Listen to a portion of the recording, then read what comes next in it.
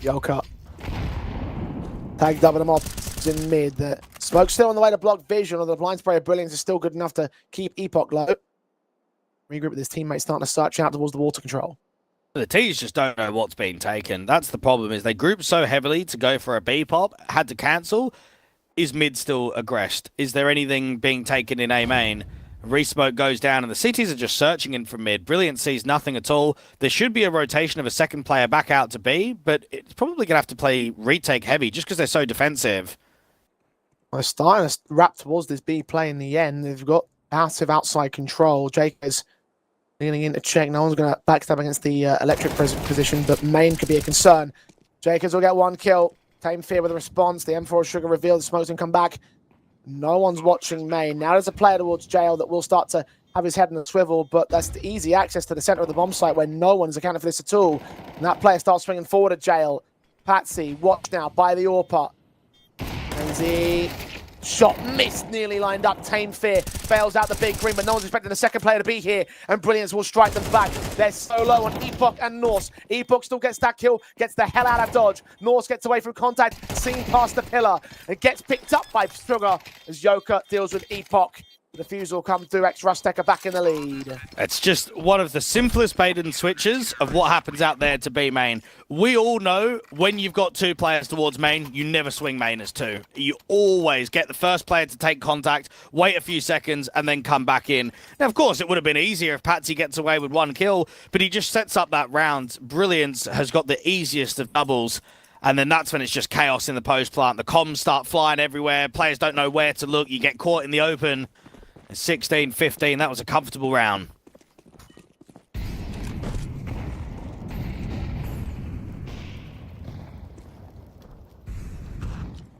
Locked in. An advantage on EX-RUSTEC, still hunting for their survival map. Nice, Young, excellent boost up kill. Found in the first and eventually turns it into the second. We're in a Circle Academy, we're in the need of a big moment. I think they just found it. Gamble stack rotating towards A as the T's lean into B. Someone's got to go back for the bomb at some point.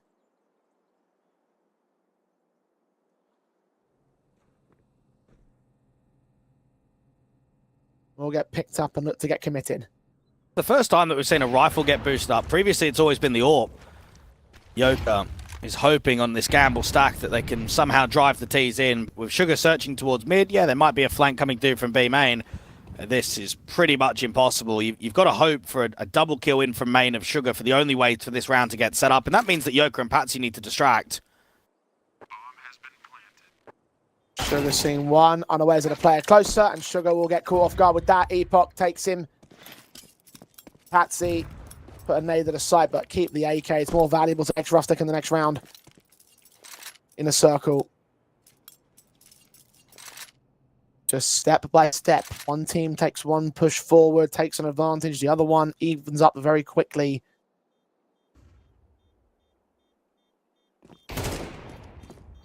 The AWP will look for the exit picks. Not like it means much at this overtime juncture. Two impressive shots out of Yoka, at least, as he starts to make a case for himself with how good he's been so far.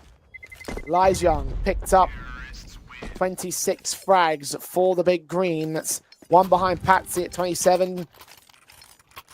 Three behind Sugar at 29, so it's not just those veterans that are doing the work here. Young just committing to that spray. Very good control.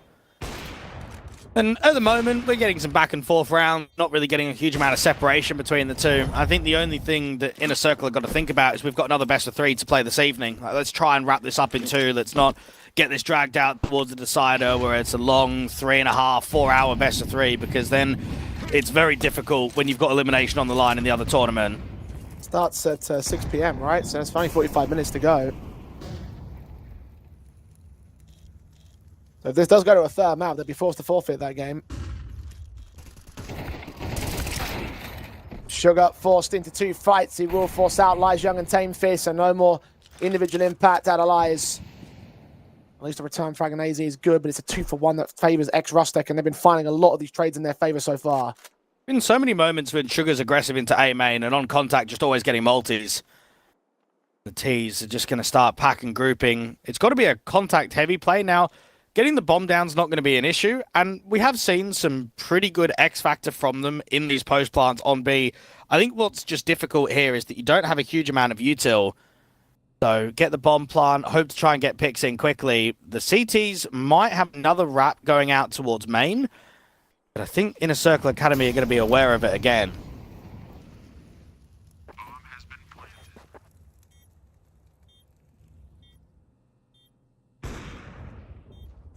Well, Nazy finds Patsy. We're back to 3-on-3.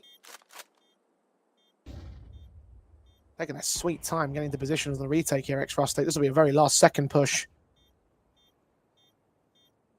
Half the time is already ticked by. And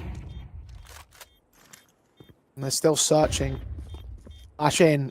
Check Graffiti. Check Electric. Graffiti goes falling. Electric holds his nerve for the one pick. AWP is going to watch the bomb position. Defuse held. Nazy on the casualty. Defuse up, but not going to happen. He swings the Tech 9. And in the Circle Academy, you now have an advantage. Yeah, so the CTs just wanted to search, right? And they wanted to get themselves on the front foot. And in the end, there's no mid players. There's nothing that's coming through. And then there's no post-planting player outside of main either. So Brilliance can't even strike quickly. And then that glyph angle just being tucked, same as it is into Electric. One round the difference. EX-RUSTEC have been in more positions where I think it looks likely that they're going to win rounds. Either they're in good positions or maybe been in man-up situations. But Inner Circle Academy, you just have to look at the scoreline and say, geez, they're going to do it. They're going to close in 2. They are. EX-RUSTEC on the back foot. Inner Circle Academy start to pick up the pace. Not precluded EX-RUSTEC from getting a responsive bag. Jake is about to face a fight at the E-Puck. Flashed in, fully blinded. Kill found to the M4. He backs away. Incendiary going to force him away from the boost up as well. Brilliance will be heard and pushed into a sandwich of Molotovs. Nor's just not peeking in yet. Good thing he doesn't, because Joker's there to receive if he does. Man advantage stays within the circle. I haven't seen many mid presses in the opening segments of rounds, but in the few times that we have, it's always led to CT kills because players are just caught off guard. It's a perfect flashbang. Now, for the CTs, they're playing 3 towards B and 2A, so they're just giving mid space completely now.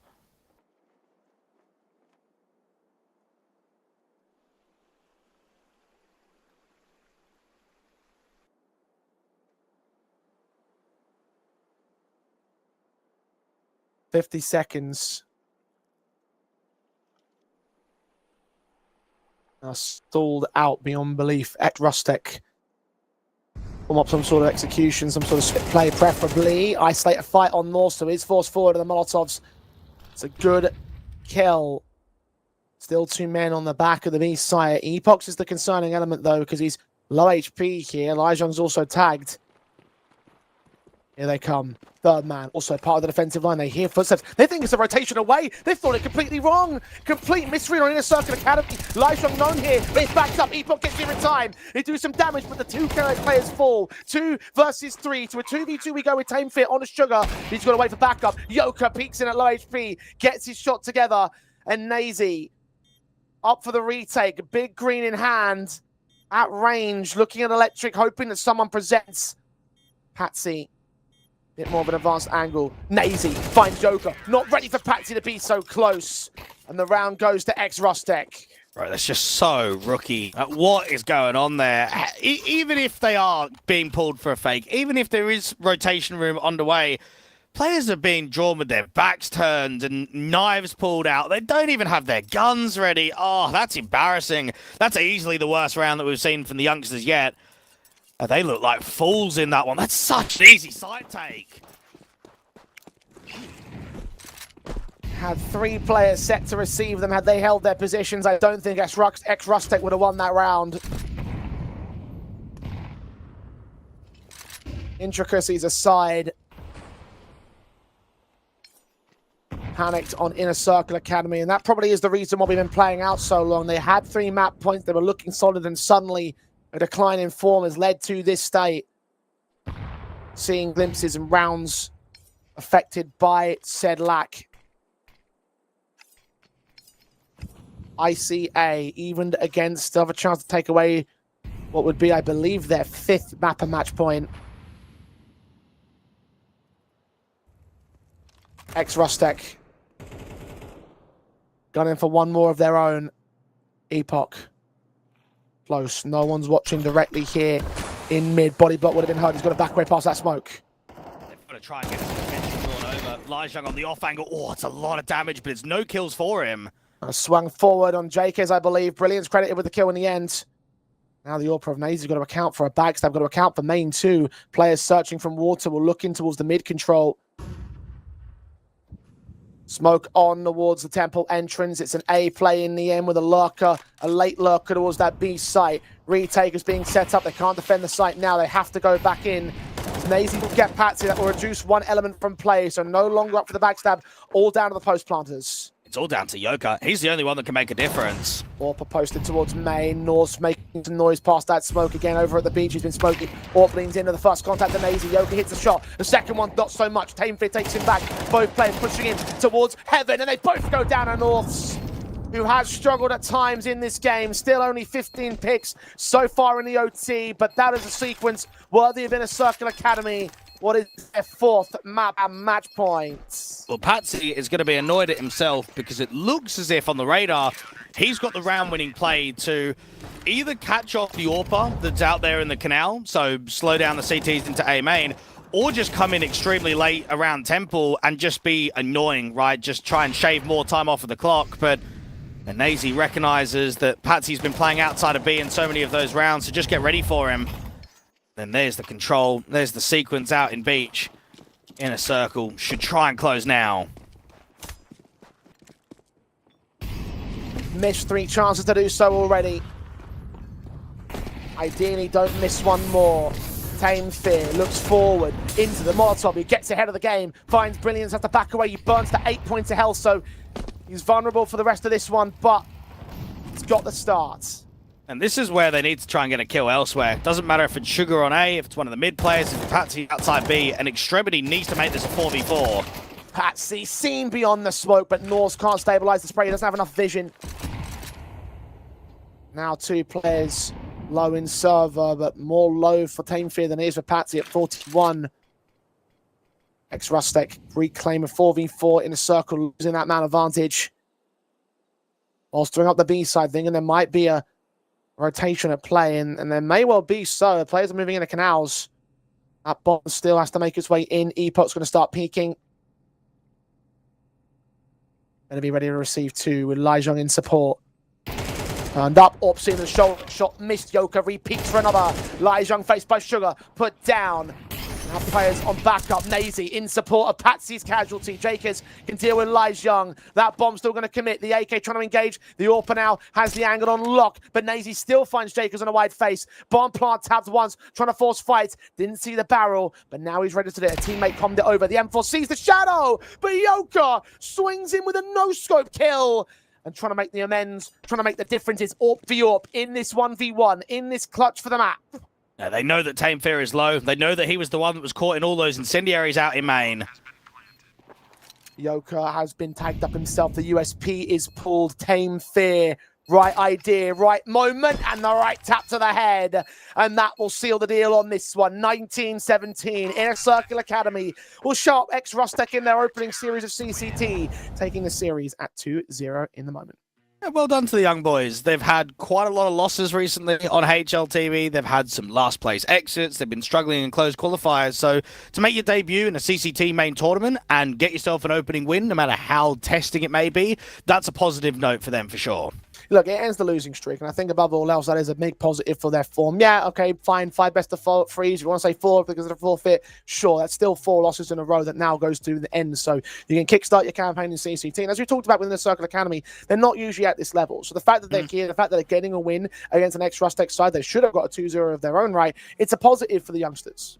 Yeah, it is. I think for the RUSTEC boys, it's a bit of whatever. I think when you're playing in these Swiss stages, you can afford to have off days and you can afford to lose games that you probably shouldn't do. You still need to bounce back. I mean, they're 2-1 in the other CCT.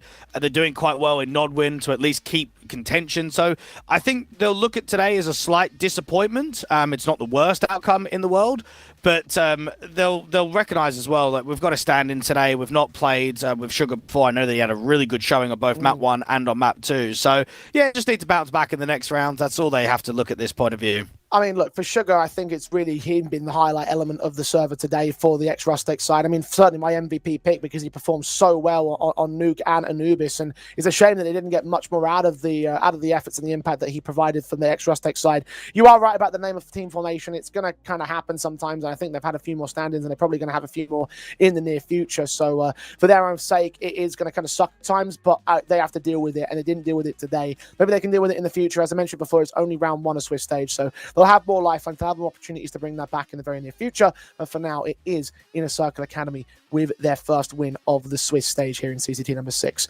We've got one more match for you today. Atriades take on Mai Tai in our final best of 3 of the series of the day. Blake, quick preview for that one. I think for the polls, they're recognizable. They're pretty frequent in the CCT circuit. They're not in the best of forms. They're looking quite rough. Atriades, their main goal is to probably go 3-0, 3-1 in their main Swiss Stage. So definitely a mismatch when it comes to that best of 3 on favoritism. Indeed. Atriades looking to try and storm their way for their own 2-0. But if EX-RUSTEC do have anything to say for themselves, then maybe the favorites might not be the favorites today. We'll find out how far they'll go after the break. For years, the power of these relics remained out of reach, hidden, sealed, forgotten. Until someone emerged who could unleash their power and bring it together in one place.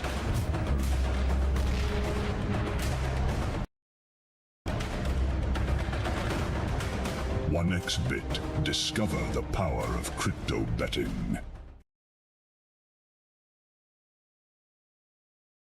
This is how Na'Vi shuts down any team on Mirage. Bit waits a top connector until T's throw their second wave of mid smokes. Alexibi stays window while Makaze holds short. As soon as the smokes land and everyone's ready, Alexibi calls go. Alexibi jumps into underpass, Bit pushes through connector and Makaze swings from short. Now T's are getting pinched and completely destroyed from 3 different angles at once. If you want to run this with your team, it's already on Metastack with every role explained step by step, plus a full video with timestamps showing exactly what each player does. Only on Metastack.gg.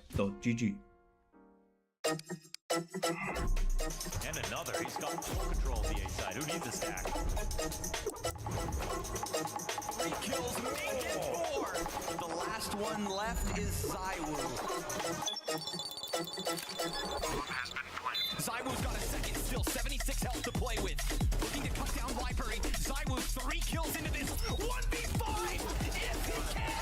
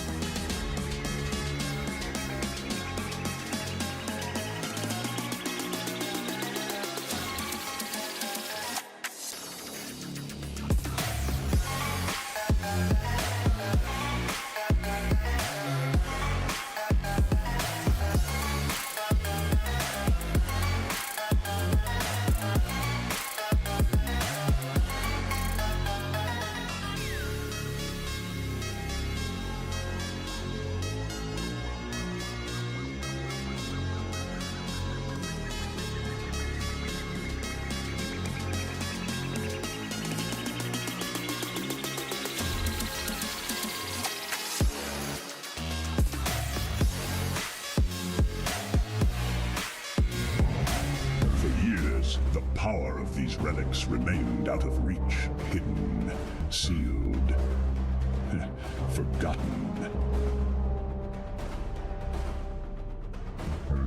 Until someone emerged who could unleash their power and bring it together in one place.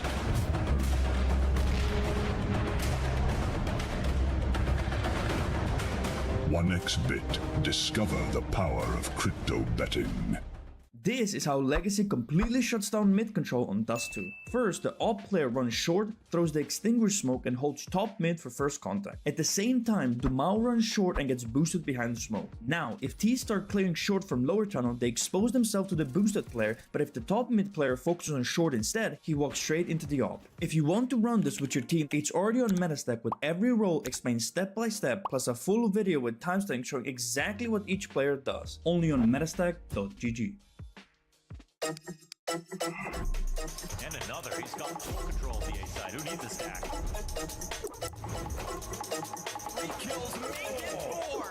The last one left is Zywoo. Zywoo's got a second still, 76 health to play with. Looking to cut down Vipery. Zywoo 3 kills into this 1v5. If he can, the best.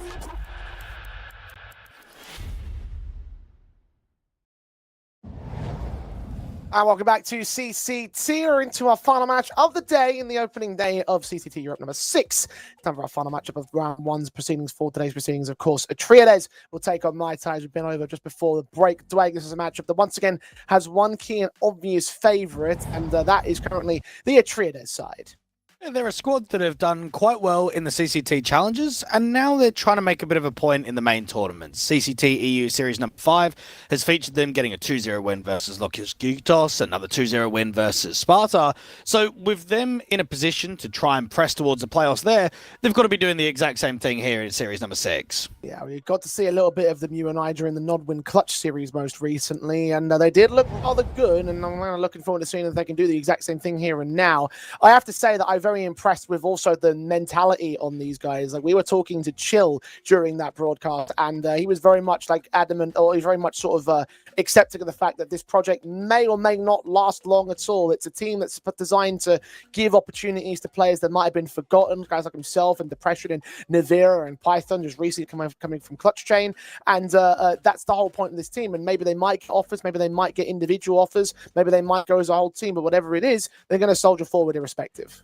And for Python, it's a good point to now start moving into someone like him, because not only is he an experienced player, but he's been performing really well since coming over. He is the highest rated player in CCT EU Series number 5. I mean, that's crazy, right? They didn't even go 3-0 in that Swiss stage, and his stats have been mental. And he's a fairly heavy anchor on the CT basis, not in star roles. So when you've got him performing quite well, and then Navira that can have quite a lot of high X factor, Chill knows that the two newer pieces that they've been able to bring over is definitely why they're in an uptick of form. Definitely why they're winning a lot of best of threes on HLTV now. And look, they may or may not stay together for long, but whatever it is, right now they are looking like a very supreme unit that could well do some damage here in CCT. Mai Tai, on the contrast, are very much of a different caliber. I mean, I guess they kind of are of a similar sort of position in the sense they are an August project of the core of the, you can see the ex-Anonymo and ex-Brazy Luz team from previous Polish squads, and they are known names as well. You've got guys like Nami, you've got guys like Malawi, you've got guys like Darcheville, who are very much like known elements within the Polish tier 2 space. Unfortunately for them, it's kind of like I don't want to say a newer project, it is still a core, but they aren't necessarily as seasoned and haven't quite found the same sort of level of success as Atriades have. No, well, as an actual team, they've played, 4 tournaments? We're talking about 1 CCT Challengers, a couple of CCT closed quals, and a Thunderpick World Championship.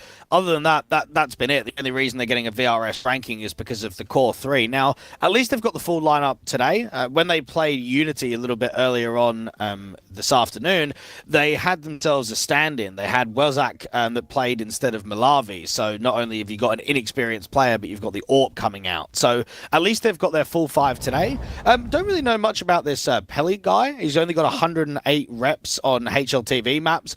Never really played professionally before, so he'll be one to just keep an eye out for. In terms of the vetoes, Inferno is always the permaban in from the polls. It was a lot of Anubis being banned by the side of Atreides, but they've started to allow that map to flow in and starting to go in towards a Dust 2 being banned. And then in a few officials recently, they've even been picking it. So they're quite happy to go and play that map. Cash being picked in. We've seen 2 Cash picks for Atreides, so not surprising that they go into that. I'm so happy to finally get to cast a Cash, by the way, Dwayne. We have not done a Cash together since they got introduced into the pool. So I'm hyped to see this one from the Atreides side. Right, to take a look at them and sort of notice their wins and losses, and it has been hit and miss and hit and miss. Most recent result was a miss against EAC during the last CCT Europe series. Hopefully it will be a hit here now against the Mai Tai side, who have also got some Cash reps in of their own right. So everyone's starting to kind of bleed it into the pool. Mirage is the final map of the series if we have to go there. That is the most played map in the pool as well for the boys over from the Mai Tai core. So maybe a bit of experience in terms of seasoning might be able to push them in the right direction if they go that far. Yeah, well, it's similar to what happened in that last best 3. Mirage is the highest picked map in the pool from both teams, but both teams are afraid to pick it, right? They're more happy to play it as a decider. We were going to get that Dust 2 if it did came out as that 3rd map in the last best of 3 series, but it got closed in 2. Now, for Atreides, considering just how many 2-0 wins they've been getting on HLTV recently, they'll look at this one against a much weaker opponent today and say, right, let's just come in, let's get 2-0, let's go up in the Swiss, let's look on to the next round. Let's not really have to try and fight towards Mirage, because if we do go there against the Poles, there could always be a chance that we lose that map. And look, they have been getting some impressive results recently that sort of make you encouraged at the fact that Atreides could have a lot of great work ahead of them. I mean, most recently, they beat out the Nuclear Tigers coming into the start of this season, which is a huge scalp to take at the top end of the Tier 2 space. So for your own right, you're sort of looking at that and saying there's potential within this roster. Whether they fulfill that potential is another question entirely, but I think that this is a team that could well try and make the ultimate gunning for the higher end rankings within the Swiss stage, possibly within the 3-1 sort of margin. Do you know what I mean? Like that kind of deal, with 3-0 potentially, I want to see again if they can fulfill that potential that I'm looking at the most here, because look, they've got very, very good results on their board. Yeah, and they're playing, EX-RUSTEC tomorrow afternoon in the other CCT tournament, so that should probably go 3-1 there. So if you're going 3-1, you should probably be going 3-0 or 3-1. I'd like to see what they're actually capable of in a round of 16 game, because I think that's been some of the issues recently, is that a lot of the tournaments have only been getting out group stages or getting through the Swisses. We've not really seen them take on those top 50, 60 squads in playoff position. So eventually they'll get to that kind of marker of playing those teams, but for now, when you're playing the weaker squads on HLTV, you need to be pumping them. I mean, they've played, 14 best of 3s as this 5-man lineup, so it's a very small sample size. You still don't really know what Navira and Python are like against those higher-end Tier 2 squads. Yeah, we haven't seen them at the playoff level, which is where they want to be, I want to say. Again, it's the reason why I'm saying is I want to try and see what they can unlock in terms of that potential. I think that in terms of the Swiss level that we have here, they can make it out of this Swiss stage at the very, very least. I could look to a couple of confident wins. I think they're going to start off here with a very confident win over this Polish side. Mai Tai, unfortunately, they're not exactly of recent reputability. I have concerns about the depth of the map pool, because you mentioned that Mirage being one of the key common picks. The other one that I play a lot is Ancient, and then after that, you just get a drop off of all the times that they have practiced in official matches. So I think they're going to struggle when it comes to home territory for Atreides. I think they're going to struggle when it comes to even some of their own picks, and some occasions when they can't get out that Mirage or that Ancient. So that's where my sort of concerns lie for the Polish side. And so long term, I can sort of see Mai Tai having one of the worst runs here in the Swiss system. Yeah, they're pretty well known in CCT, though. I think they're always one of those squads that should take the odd scalp here or there. I don't think they'll get into many playoff positions just because of the players on the roster. I mean, you were talking about earlier how some of the guys are experienced. I mean, Dutchville's stats have looked awful since playing under this 5. He's averaging a .82 rating, negative 53 KD difference. That doesn't look good for a caller. And then Hoodie, 17 maps, minus 88 KD diff and a .85 rating. So you've got 2 guys that are really tanking hard in the stats. So that puts a little bit more pressure on your Malavi, on your Nami to basically be carrying through and be pumping quite hard if 2 players are struggling as much as those guys are. And maybe even Pele to a certain extent. I mean, he is the player that is highest ranked on HLTV in the last 3 months for this team. So you've got that like a pack of 3 that might be able to provide, but the drag factor is another thing that has to be considered on an individual basis. I'm concerned that there's not going to be much in terms of this roster in the wider space of the tier 2 scene. It kind of is one of those projects that feels like it could just compete at a couple of occasions but not really do anything of any note, right? Like, I'm not expecting these guys to make it out of the Swiss system. I don't think they're going to do much in a playoff position if they have to go there. There's just not a lot of backing that really makes you say that this is a team to be watching out for here in CCT. Yeah, well, even just look at the wins that they've got as a new lineup on HLTV. They've had back-to-back CCT closed qualifiers where they've beaten, Eternal Premium, Rounds, Misa. I mean, all squads that are sort of 150, 160, and outside of that, guys that aren't very experienced on HLTV, don't really have high success at the high end of Tier 2. And then, I mean, even the challenges, they got themselves some forfeit wins, some forfeit losses, didn't really get to see them play any games there. I know that I mentioned that they had a stand-in versus Unity a little bit earlier on today. That matchup, they couldn't even take a map, and that's what Too High and Woozy and Mikey. I mean, again, not really a strong team in Tier 2. So this is going to be a tough battle. This is easily going to be the toughest team that they've faced in a little while, and they've just got to try and prove that they can at least hold weight and try and contest for a map, even a best of 3 win. Yeah, holding away may be the best thing that you're asking for here for Mai-Tai. I mean, just to do something of decency, because you're right about the nature and how they went down to that Unity side. I mean, with all of the maps that we're seeing, in terms of talking about the map pool of that they have for Mai-Tai, that Ancient went down a 13-7 to Unity's favor. So, like, if you're taking a look at that being one of your strengths, then, well, what are going to happen when you're forced out of your weaknesses? Again, their first map is going to be Anubis. They picked into that. They've only got 2 times play for the core 3. So they've just got nothing really to build off of when it comes to excellence against the Atreides side, who have been looking extremely good recently. Yeah, and it's funny for Atreides. I mean, when you go from permabanning one map to allowing it to get open, you will get teams that will pick it quite frequently, right? And it will start testing what your Anubis is like overall. It might be that Navira and Python are a little bit more happy to play it than maybe what Danny was like in the past, or even Smek on the roster. Sometimes what you find is when you bring in a new 4th or even a new 5th, if they've played certain maps that you guys weren't comfortable in the past, just the way that the map works with some of the positions, you're quite happy to start introducing it. So I think for Atreides, it will be a good test. I mean, they played Anubis against the Danes of EAC, and at least that's a team that's playing quite frequently on the LAN level, and playing quite frequently in the majority of CCT main Swisses and getting through into the playoffs. So if you're playing it against a capable team in Tier 2, you're more than happy to play it against the Poles today. Yeah, most definitely. I mean, look, even the wins are balanced out to a 50-50 margin of whether Atreides can make this map work for them. So in terms of like the punish pick to upset a map in the series for Mai-Tai, it just doesn't even feel that that's even plausible for them. Unfortunately, it's one of those matches which the mismatch is so significant that you can't really find a whole lot of positive points for the Poles here today. They are hoping that they can get off on a positive start at the very least.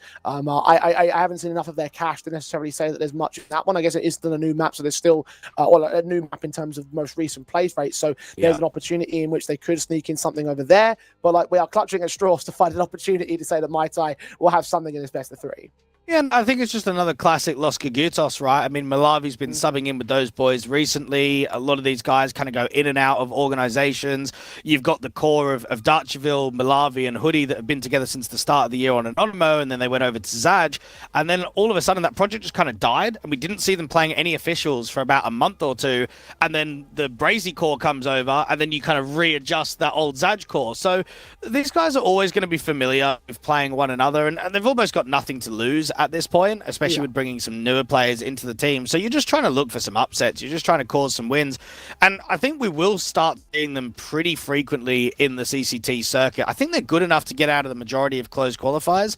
Even if they've not proved it in like the last couple of matches, the last few tournaments, it's still a fairly fresh project to come together. So if they keep playing more of these officials, I've got no doubt that we're going to see them quite often in main Swisses. Well, look, you mentioned the whole CCT play-ins, right? And we saw them win one, which got them here, lose one that lost them out during the play-in number 5. But I remember actually there was a an open qualifier for the Rest Showdown that they tried to compete in. They got to the grand finals of that, which is a credit to their name, obviously. Obviously, they lost the VP in the best of 3, and they were only best of 1 wins up until that point. So there's always some caveat points in that sort of respect. But you're still taking down squads like Nemega to get onto that position. So you've got that basis to say that there's something there to make you qualify for these kind of events. But it's when you get to the events proper that concerns sort of surprise. It's what we're talking about in the Circle Academy a little bit earlier on. A lot of the other squads that are also competing in these group stages and Swiss systems in Nodwin, Thunderpick, CCT, and these other tournaments. It's just the challenge of getting to the tournament is one thing. The challenge of actually succeeding in the tournament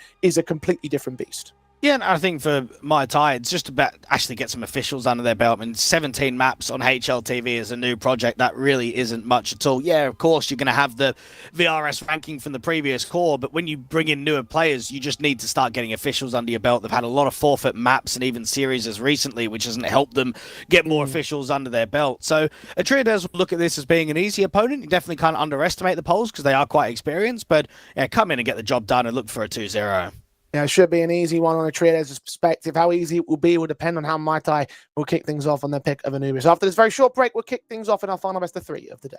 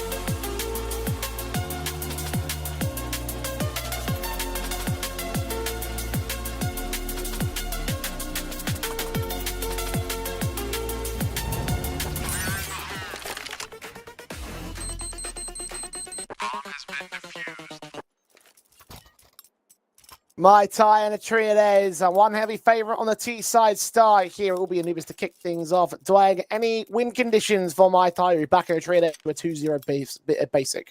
Yeah, I think they're going to go 2-0. I think for Mai Tai, it's going to depend very heavily on Malavi and for Pelly to be able to continue this recent run of form that he's on. Well, let's see how they'll do on their own map. Pick to kick things off. It's home territory for the Poles.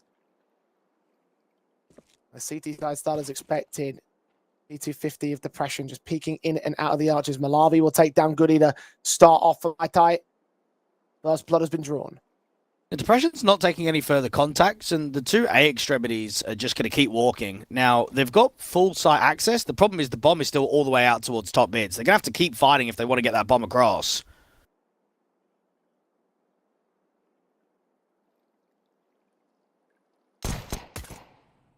Perhaps against the likes of Pele.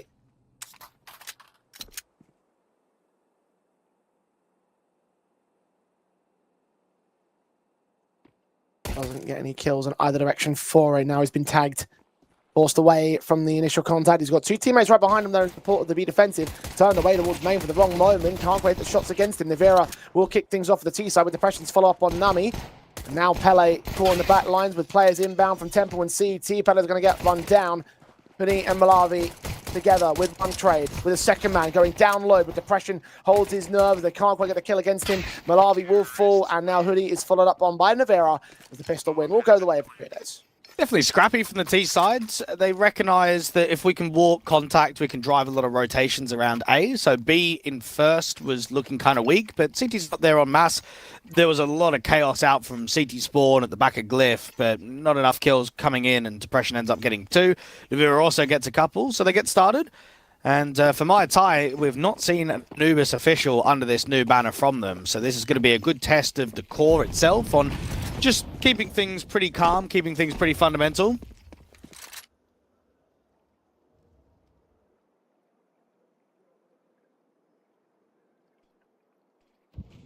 Last time was played under the Brazy Luz squad back in May.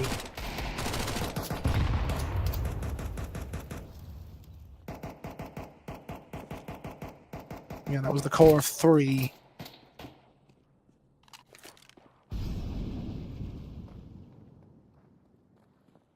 And the force buy from Mai Tai will try and return to the pistol win, but against the Mac 10, Malavi's not doing much there. Goody can overwhelm in an instant.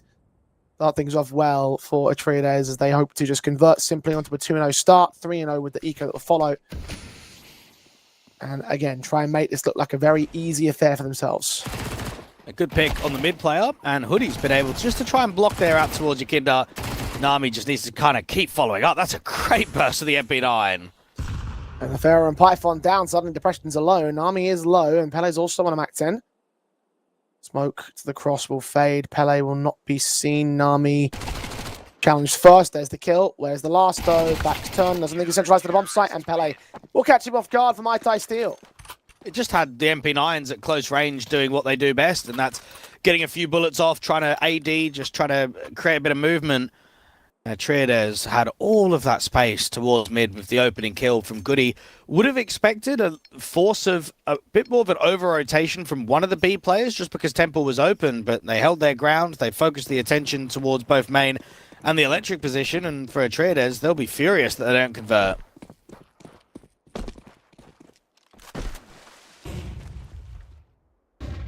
Could have been a formality round instead. Being caught off guard.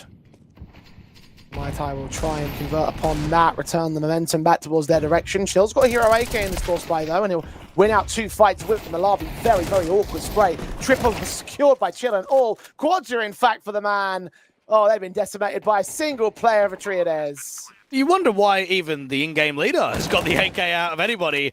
Great shooting coming through from Chill, and it's very baitish, isn't it, for that third and fourth kill. He's just not wanting to go in at all. He wants all the pistols to create the space, bring the eyes over, and then come in as that third player and just start cleaning up. Excellent damage in from Chill, and Darcherville just can't quite believe it. There were so many players on that B-bomb site. They'll take a few rifles out of their hands. They don't get away with 5 and 4, 4 and 4s for free. They will eventually take Darcherville back, though. And that is a counter steal to the original steal. Atreides back in control. Night Eye down a single stage loss bonus. So you imagine a force buy will return from them once again. We're blow for blow in the first few rounds. Chill and Python have had some very good stats on Anubis recently. 1.12 average for the in-game leader, and then 1.45 coming through from Python.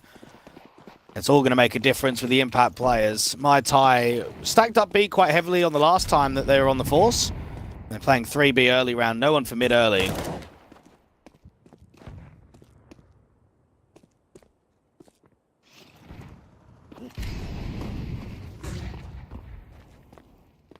I'm going down on bomb site to the nice part. Pele's got Python off for guard once again, I believe towards the A main control.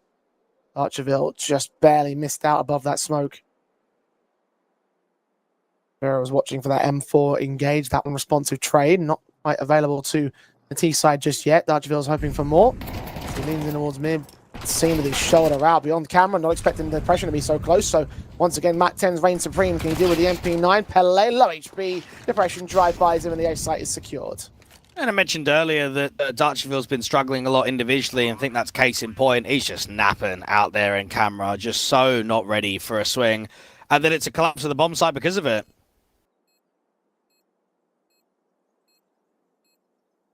Overwhelmed quickly for Atreides to get 2 on the trots, 3 on the on the total. Nami ball down for one more pick against the Mai Tai perspective. Pity and Malawi. Makes a frag with the Deagle, not so much against Goody though. Only an SMG drop. The other M4 in corner will get picked up on 1 kill for Goody's part. The round itself will just remain expensive for Atreides. No retakes available at this stage, so 3-1 advantage. And no money to reinvest again for the CTs. It would be a force buy if they chose to do so. Just hold on to the M4 and keep it light. Maybe try and get him aggressively somewhere across the map just to try and lead in for an opening fight. But there's not going to be much in this round. And I think for Atreides' perspective, they know that this is going to be a punish pick in for the opposition. So just try and take as many of those T rounds as you can in the first half. Really try and pounce on this.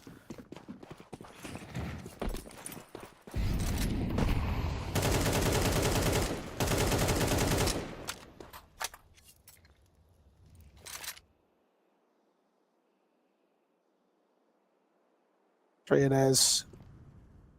Be careful about the next round here. They know that Mai Tai have stolen one already, so rather than concede to an awkward rush and have some deagles dome your heads in, just take it slowly.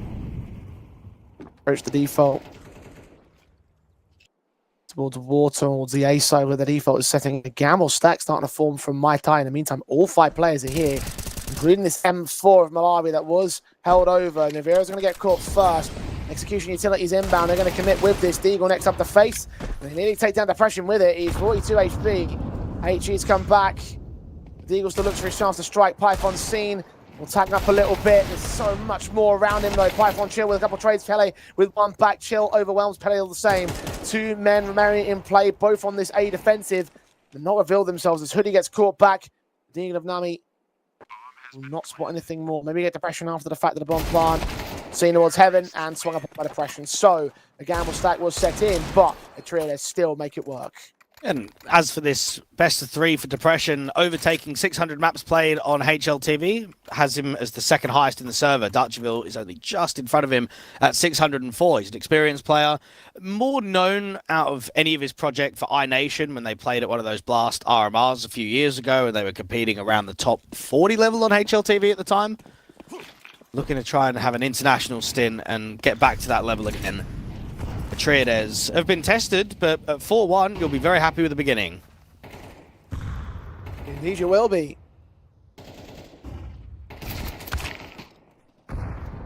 Especially get a kill in towards the smoke in the follow-up 6th round. Darcherville down first. Up even more so. Swing of the M4 gets damaged up there for Hoodie, but Python takes both him and Nami back down. Losing Navira in the exchange, gaining the B-bomb site and the round with it. There's no retake here for Mai Tai. Very good shooting coming out from the T's. You just have an insta-spam out there in the house area. They're spamming the left-hand side and the right. And then Python, even after he gets pretty low in water, he can still multi-frag.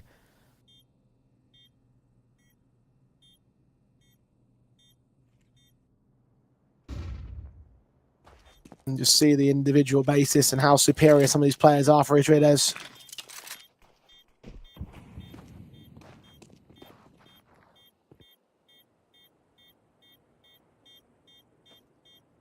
Python might not necessarily be one of the tier 1 experienced elements, but he's been around for a number of years within the French scene.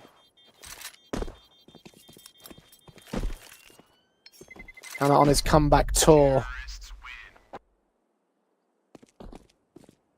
And doing well to start off here for Idrides.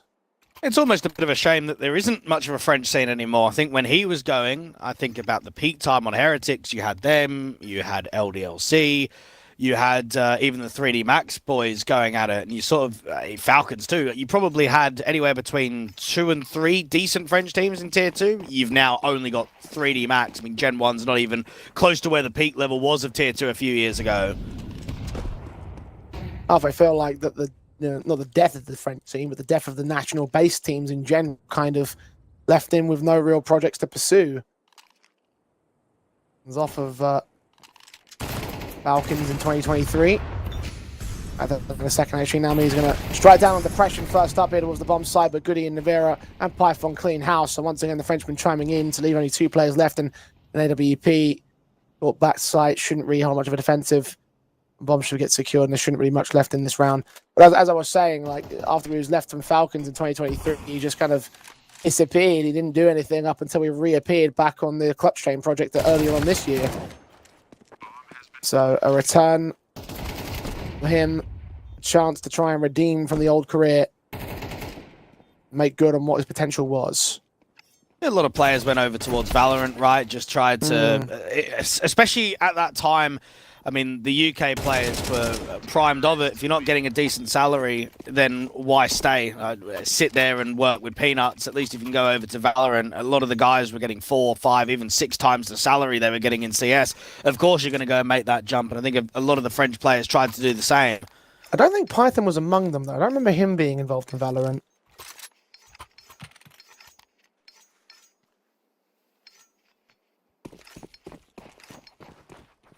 Either way,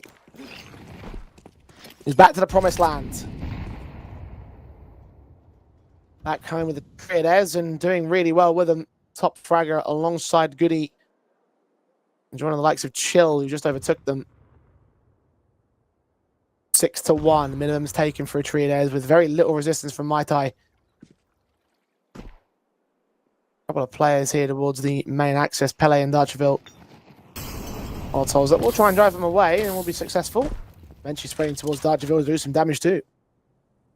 And it's getting farmed at the moment. They're losing a lot of fights. They're not really holding on to any map territory. They're getting forced away from A main. They're holding mid extremely defensively. So Chill is just going to smoke off Temple and they're just going to ace play it.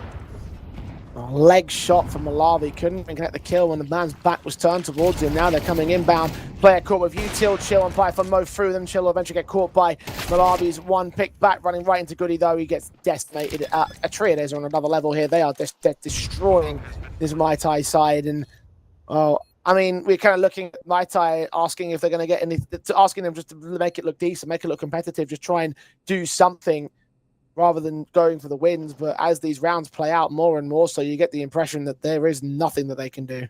No, I don't even think it's another level. I think Mai Tai just look rubbish. I mean, look at Malavi with that AWP and Temple. He's not smoked, he's not flashed, he's not mollied, and he's just whiffed. Like, he's just missed an easy kill. And then the 2A players, what's going on? Like, they're both in the same pos. Like, why are they up on the fountain? What you need there is one on the fountain, one in heaven, one playing under the stairs, around the bricks, just anywhere to establish a crossfire. And then not only have you got 2 players in the same positions, but they're getting caught with Util out. I mean, Pele's just got a smoke drawn, so he's not even in a situation where he's got an advantage in a fight. They look lost. They look completely all over the place, the CTs.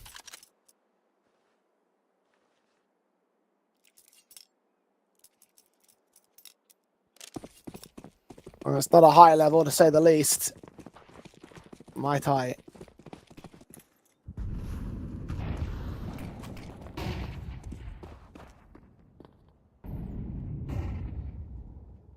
Trying to take some space away, but they're so ready for it. The boost up from Python, just read it like a book. Nami caught. Nades miss. Still the pressure finds Dargeville directly tagged heavy, but it's a 5-on-3. Once again, within the 30 seconds of the round, the start, there's just nothing gained from this Polish side. Now Malawi can hard. The AK is going to catch him with flashbangs in mind. Malawi can't do jack. Pele, Hoodie, similar story. Traders haven't even done anything on that default. They've respected the util. They recognize with a canal smoke and then being 1-7 down, yeah, they're probably going to get aggressive. So what do? They boost up behind the smoke and they leave the AWP in rugs. Like, no one is even forcing a fight there for the T side. They're just waiting for the CTs to walk into them. Pele might be able to get one. Timing's unfortunate for him, but I mean, that round was over as soon as it got into a 2v4. It just kind of sucks that the moment the pressure starts peeking towards you is the moment you turn away. Just the timings get off, you've already been decimated in the round. Hoodie's going to try and steal something, but again, caught by the flashbang. It's perfectly timed, perfectly placed, and Traders just easy pickings. 8-1. Mai Tai. Definitely a lot of work to do if they want to maintain anything here on this Anubis, which is their map pick in the series. Not a common pick. Obviously, you mentioned the Mirage basis of both teams earlier, being the third map in the series, but definitely doesn't look like we're coming there as of right now, even if we're only in the first half of the first map. Atreides are making this look very easy. And again, you don't see any real way, at least right now, that Mai Tai will be able to respond. And you'll probably see quite a few Anubis officials that these boys are playing throughout this Swiss stage. If they're changing their Instaban and Dust2 wants to come in rather than the Anubis, teams are going to punish pick it against them. Now, they'll look at this one and maybe be a bit fearful about punish picking it. But it's always going to be something that has to come through, so you have to start getting officials on it. Malawi, flash off of the angle, doesn't fire straight away, but still wants to hold the aggressive notion out there on the pillar. We'll fall back in the end with extra utility sent his direction. He's not sure where to move. He's trying to listen for footsteps. Hearing nothing, will fall back to the back lines of the A-bomb site. But he heard some water.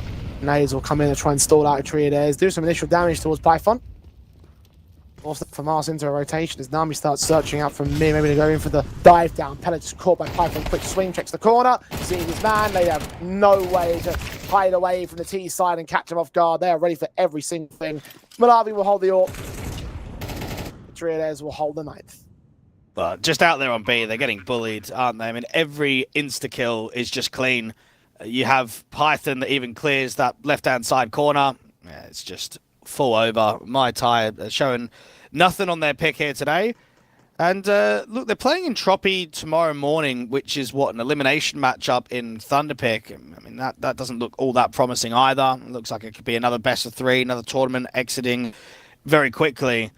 Just nothing on display.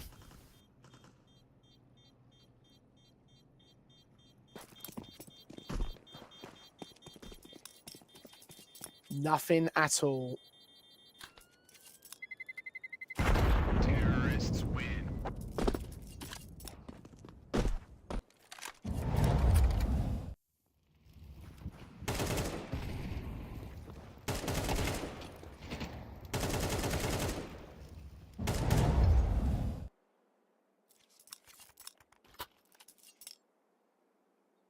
Atreides making this one look easy as usual. Mai Tai scored a single round in this game, that being the stolen conversion of the second. Ever since then, it has been all Atreides. That's 8 in a row for those of you who can do maths at home.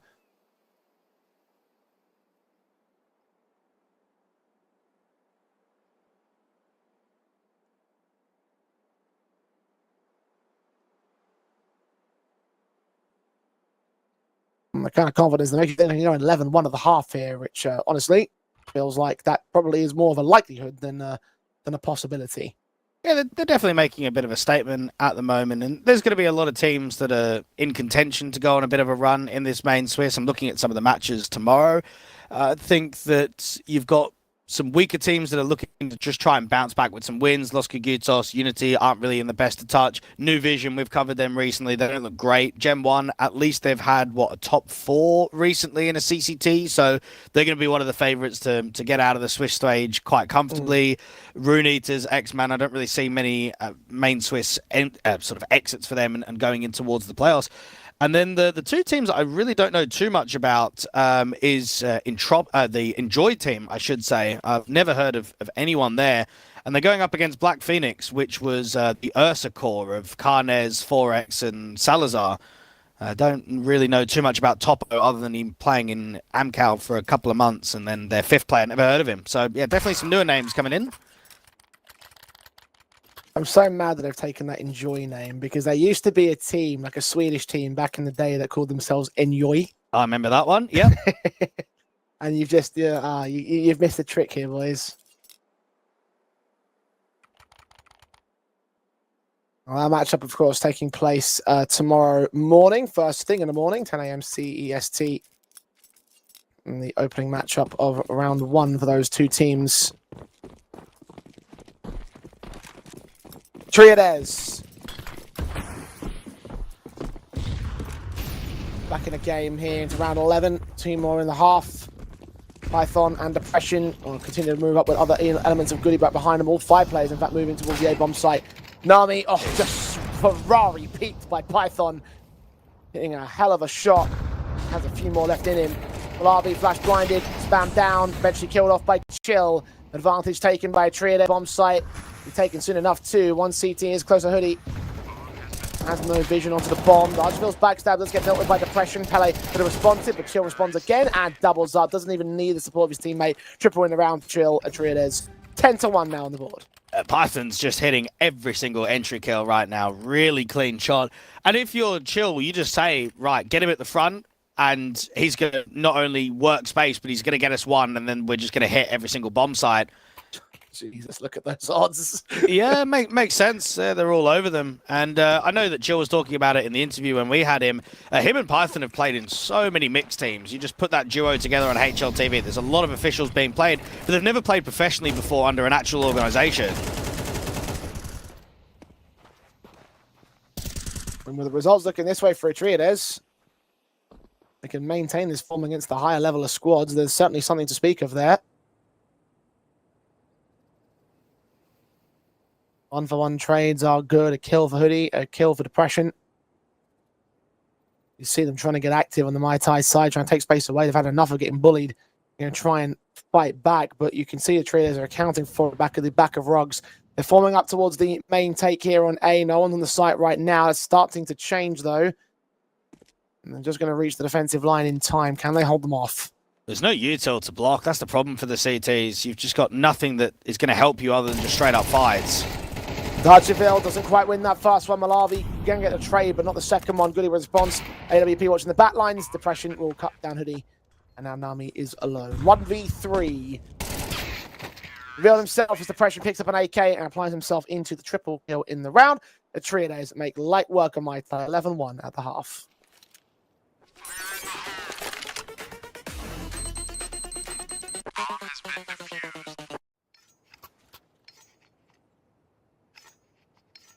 Well, thanks for coming, Mai Tai, but it looks like time is up on you guys, or at least for this opening map. Triades in the CT base. His pistol conversion, and that will be enough to win out Anubis. And Mai Tai haven't shown any signs of strength across gun rounds, ecos. They've just looked pretty flat, pretty average. And individually, they're getting bullied across the server. Fast and aggressive in towards mid. But there's a lot of CTs here already. Depression struck the first man at Darcheville. Navira in support. 2 kills out of his head. Depression with 1 more of his own. And Navira swings wide. They're going to triple. And that is an instant end of the round. End of the pistol and map point for Triades. Mai Tai might be able to get themselves as good of a buy as possible with the MAC-10s, but there's certainly no more rounds to play out. I mean, even Triades recognise why go for SMGs to get some extra util out. Let's just try and get as many rifles up as possible and get ready for fights. Let's just duel them. Mai Tai very quickly are going to recognise that picking Anubis was not the one today.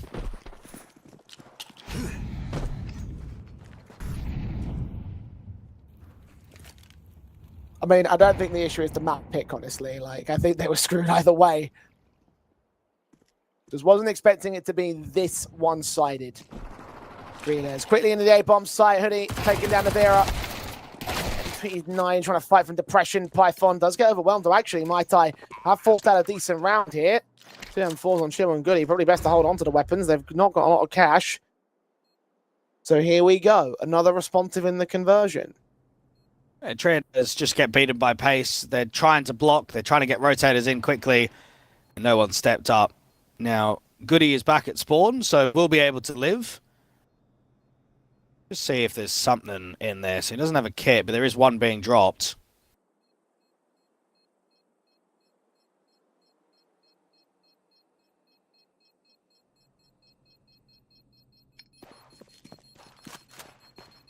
And the search yields nothing. Terrorists win.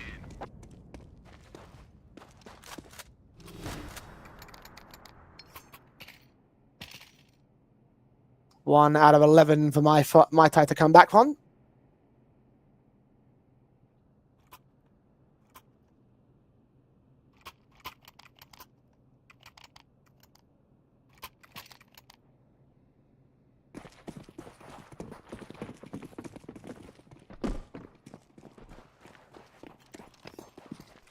Three M4s recovered means that they're going to also bolster their own cash basis.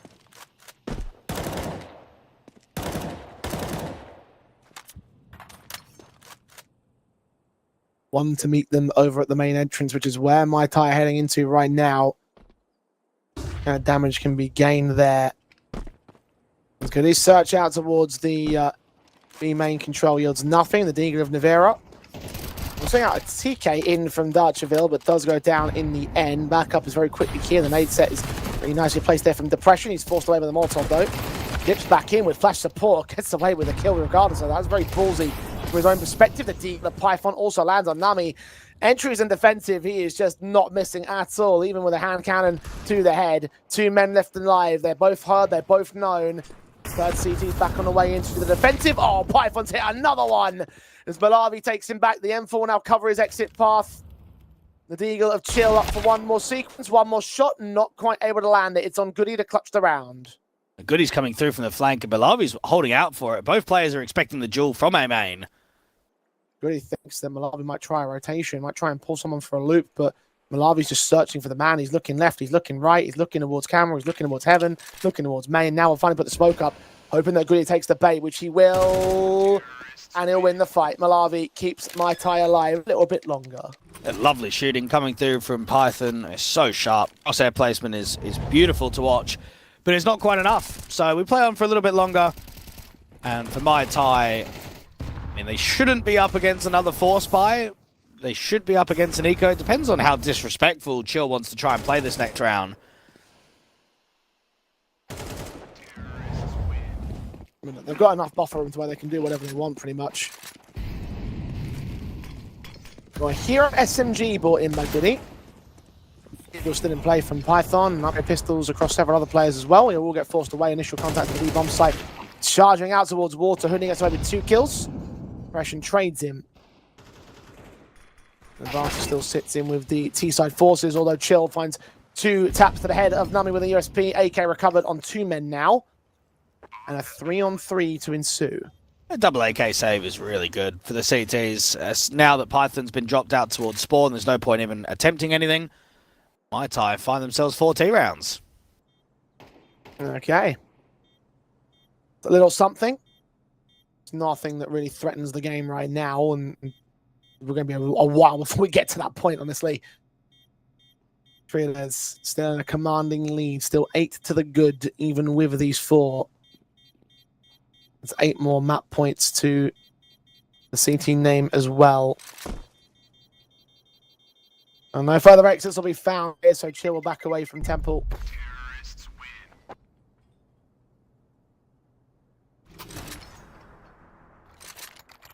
Indeed, there will be 2 AKs to bolster up the rest of the buy here for the CT side. Drop weapons and everything.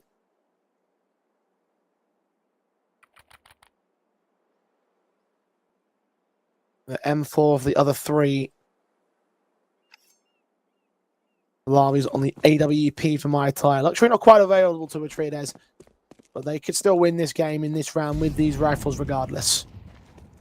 Hoodie just trying to get the best spawn to take contact against A early. No A anchor to start off with the round. They're playing 3B and then actually fighting for mid with Python aggressive. And tagged up heavy. On ideal set. He's still going to try and hold aggressive. Hold of the body blocks. Now they know where he is. Now he can take him down. M4 caught in the open of Navira. Need that back of a depression now to try and hold up against him. The smoke off cameras. Two, they line up for him. And there's also a spray back in from Chill trying to get involved. The smoke does land to extinguish the flames, but he's lost control of the mid access. Hoodie's getting control of the A site. In the meantime, his walk up can now cover off Chill from the heaven control. Chill's wary of the position. We check all the way on the corner. Molotov to clear up position. Flashbang sent, but back was turned. Hoodie just forced into a fight, which he just takes directly. Goody now to clutch. And needed that pre-aim, expected it, but just didn't hold all the way. And the Army holds a very tight angle out there from Temple. I think what we're just seeing that round is that they get beaten by pace. I mean, Python's already fairly low before that flashbangs come in. And then it gets quite chaotic. There's players overfighting, players getting stuck in util. So my tide are surviving at the moment, round by round.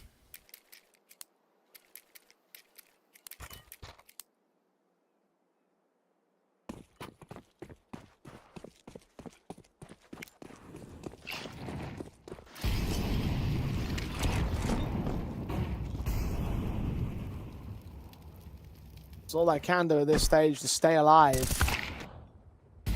Shouldn't be alive. They should have lost the conversion, but they didn't. Malawi.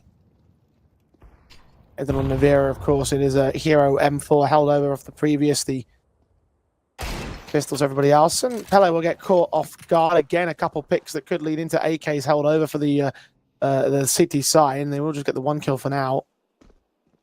Chill will fall back. Challenging mid against Malawi's. Not as likely to face. Might still get caught. Footsteps heard. Oh, awkward spray. Doesn't come together. Python does get one trade back on Hoodie, so that's 2 for 1 in these sequences. And made open to try and hitting hunt more players down. It's good for the one more of Darcherville, so expensive, respective of the CT side investment. Now the rifles return in full for Atreides, including the AWP depression. 6 more to go to the comeback.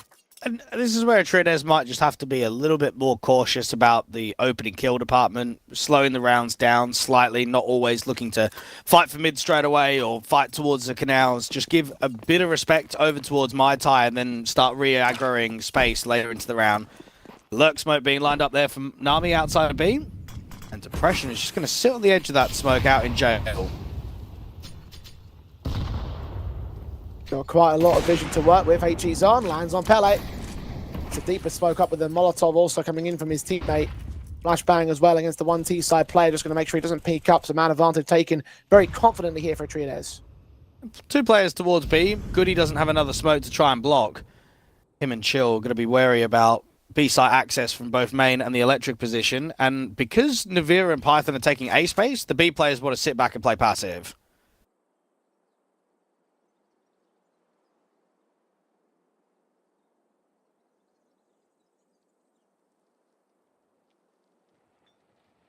Goody. Molotov HE's out towards the graffiti angle scene. There's baits out, does force out the M4 to spray twice, in fact. The space for the bombs to go down to the side. Depression wins the fight against the AWP though. 5-on-3 for the retakers. They're still looking for more against Mai Tai here. All 5 are going to come in from spawn and from Temple. 2-pronged retake, no backstabs, no cheeky like angles. There's still a shoulder given up there by Nami. Tagged low, as is Goody. Darcherville rather caught off by Chill. Time's running short. Atreides now in the bomb site. Mai Tai gonna need some heroics. There's one from Nami. Depression caught first. Upgraded on the AK. Kill from Hoodie. The few still get stuck back. They're running out of time. They're running out of the HP, but eventually they do get on towards. No, they've run out of time. They had no kits in play. Get out of the way here. Another survival round for Mai Tai, even if they are losing these players piece by piece. Pretty crazy that there's not a single kit on the investment. I know that they're trying to use a lot of utility and make sure they've got M4s over some of the weaker weapons from Masters or MP9s, but to not have a single kit is mind-blowing. And Mai Tai in that 2v5 just need to live both in main and towards the electric. Just don't really overpeak, don't give them a fight too quickly. And this game has dragged on for way too long. Should have been a 13-1. Here we are, 12-7, my tie within 5. From here on out, you start to look more at these rounds and start to wonder how much the threat is regenerating from the poles. Flash in, Malavi still blind. He hands the kill on towards Nivera. HG's coming in against the man. Will still evade the death against his name. Advantage for my tie. 2 players walk out of B main. 1 only returns. Nami gets caught. Losing Goody in the mix. Chill. Looking for Hoodie next. Knows that he's out there. Knows there's a player involved, but doesn't know who to aim towards. Pele catches with the swing. Depression with the responsive. There's 2 men left here on the CT side. 3 on the post plant here for Mai Tai. And Malavi watching for Depression. Catches him off. Python has no choice but to hold the weapon now. There's no way he wins the clutch. Well, these boys are just trolling. I don't know why they're so aggressive in some of these rounds. Why do they need to press A main instantly? Yeah, they get close to a 1-for-1 trade, but just play some standard CS. I mean, individually, you've been all over them across this map. And now Chill is just, he's calling a game where everyone's holding W and everyone is losing fights now. They're letting Mai Tai back in. This was an impossible comeback, and now it's suddenly looking a little bit more plausible. It still will only take 1 round. It will still only take 1 good lockdown of a site, 1 good retake, anything, and that'll be enough for Atreides to win this map and finally send us into their own pick of cash. They're struggling to get this past the finish line right here.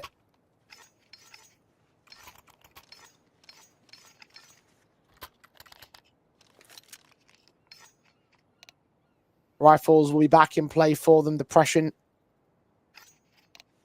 Side on the AWP of the M4. He's 19 kills deep, so wouldn't question whichever one he takes. And Mai Tai's numbers might still be low on the majority of the players, but at least they've drawn this into a position where you can see the finish line. You can see the 12-12. And for Atreides, yeah, you're going to start getting a little bit nervous. You're going to start getting a bit worried because this has carried on for a while now, definitely way too far.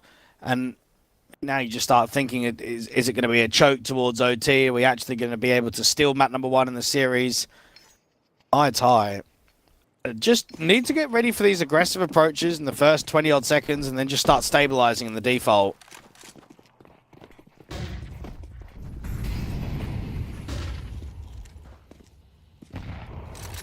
Well, this time it won't be nearly as aggressive as it has been in the past here. They'll keep 3 players centralized towards B, 2 centralized towards A. There's a little bit of a prod towards A main, and mid control is where Mai Tai are leaning into, though. And no one's there to meet them at all. They're just packing group CS. That's all they're doing on this T side. No extremity players, just group heavy. Smoking off Temple, leaving only the 2 men on the A defensive. Python hits a blinder again. Malavi, many times the victim of the Frenchman. Leans in for a little bit more here. Double up, not quite secure. The spray goes all over the place, but Dodgeville does fall in the end. Hoodie caught off. Nivera with 1 more back. Nami trades him. 3 versus 1 as Shield gets back Nami and finally can look for the last player on the bomb site. No. Pele holds his nerve for only a second longer as Goody finally puts him down, and Atreides can finally take map 1 of Anubis. Yeah, they get the job done in the end. Yeah, it goes on for quite a few more rounds, whatever. I think going into their pick now, they can pretty much assume that it's going to be fairly easy. I mean, the polls didn't generate much threat. Individually, it looked better in the second half than they did in the first, but yeah, they've not come here to play. They've not come to compete in this best of 3. I think the best way to describe it is Mai Tai didn't win 8 rounds. Atreides lost 8 rounds more than anything else here. I think that a lot of that comeback was, as you mentioned, down to them just overfighting, not playing standardized CS. Could have just held this bomb a lot more confidently, a lot more earlier, and it should have been 13-1 in my eyes.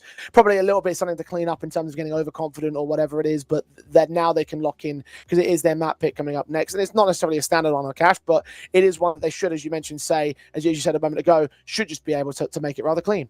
Yeah, and they're quite happy to pick cash. I mean, they picked it against the other Polish team of Los Kagutos in the last CCT opening game. So they've already picked it a couple of times in best of 3. So yeah, just start adding it to the resume. Just start adding it as a map that could potentially get picked when Mirage isn't an option. Let's get into it here. Cash, the second of the best of 3, picked in by Atreides after this break.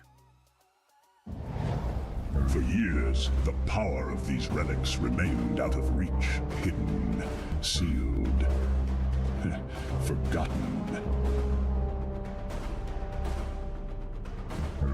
Until someone emerged who could unleash their power and bring it together in one place.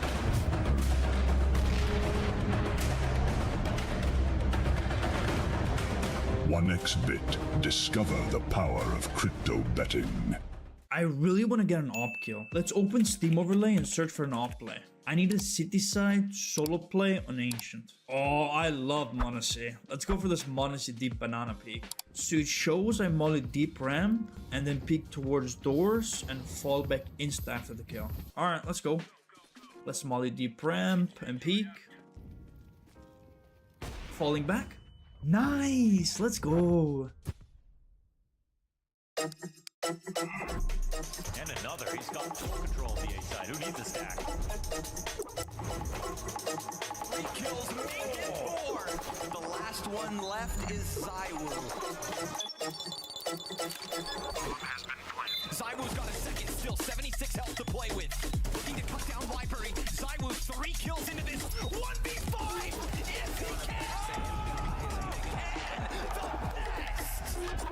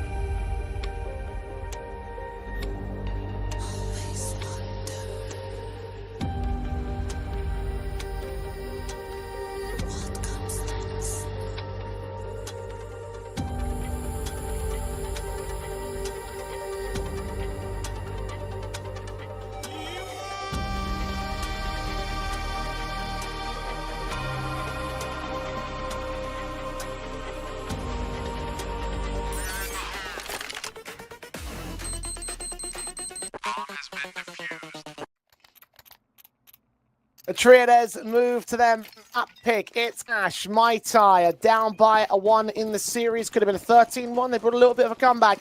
Let's see whether they can try and return onto the Atreides home territory. And let's see, Dwayne, whether I can try and remember my call-outs for this map. For the first time for us, it's Cash. Yeah, I've been pugging a little bit of it recently, and sometimes you even forget, right? Chill, trying to be able to take first contact in towards a B split, drop in towards the checkers from the vent. Quickly up that B-side, executions inbound. Python now to set up utility. Molotov to the backside, allow his teammates to start swinging in from that checkers entrance. Chill in particular watching instead of the bomb site, the heaven angle being watched by Python. Dodgeball gets 2 kills out of it, 3 kills in fact from the backup play. Eventually they will overwhelm that last man as it all comes undone in a matter of moments. CT side pistol win for the boys of Thai. Well, they had a lot of players on B directly, and Darcherville, who individually looked really awkward out there on map number 1, ends up getting a triple. So it's a massive pistol round win from him. Atreides don't get close to getting the bomb down, so treats it quite light as the eco look to try and get the rifles in early. And I think for at least the polls, right, they're getting some officials on cash. They had to win this map in order to qualify to the main tournament. That was that play-in game against the Turks of Misa. So they've at least got some play rate. They know what's at stake. It's not going to be easy to bring this back to a 1-1 and send it towards a decider, but they just need to get off to a positive start with the first rifle win. You just saw the 1x bit odds on screen a moment ago. A 13-1 margin for Mai Tai to take this series. So I'm expecting that this is going to be a bit more of a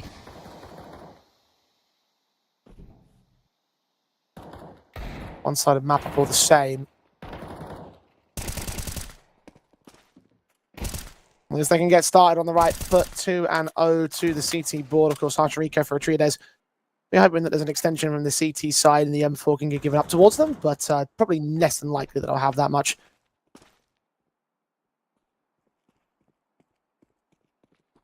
Nami will not give himself up.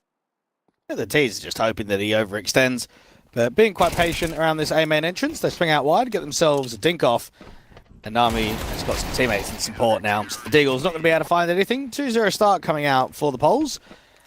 And I think on the CT side of Cash, I mean, it's not played very differently to how it was in Go. I know it's been years and years since the map's been introduced into the pool, but it's a bit of an aim-heavy map, right, where you only really take a lot of space around mid. Otherwise, it's A-site executions, it's B-site executions, so very default-heavy for the majority of T rounds.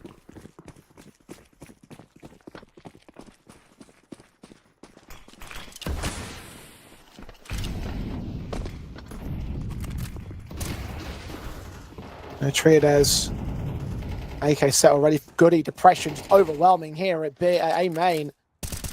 Easy pickings already. They've got access to the bomb site. It's just one player at range that will try and hold them off with Pele.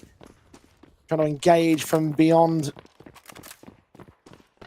bomb site itself, but covered off, not spotting these T-side presence players. We'll get the pressure down eventually, so that's trade all the same, but plenty more to try and deal with. Goody's naded out at least to low B. It's an easy enough pick, but Hoodie falls elsewhere. Darcherville will burn Goody. Well, that's all focused on the A side. The B side is completely open. And Navira's going very aggressive towards CT, but has to give up on that because he hears Darcherville coming in. Hell swings out in the main entrance. I can't quite get the kill on Navira. 2v2. Chill now on site. Python. Shouldn't you hear Pele rotating rather quickly back in at the mid control. Checks the swing. And as he's gone, double up for Python, continuing to just turn lights out here on Atreides. We see in that round, it gets a little fakey, but also quite heavy in the mid round for Atreides. They get the impact towards A, but then it's taking the bomb quite a while to come over. CT's beating them to the rotates. They're starting to get some kills back. So they leave the solo player around the forklift just to keep some attention drawn to Goody. Everybody else can start splitting their way back into B. Now, Mai Tai tried to go for a boost on B in checkers to get a player up into the vent. That wasn't seen by the T side just because it was so heavy to A to the start of the round.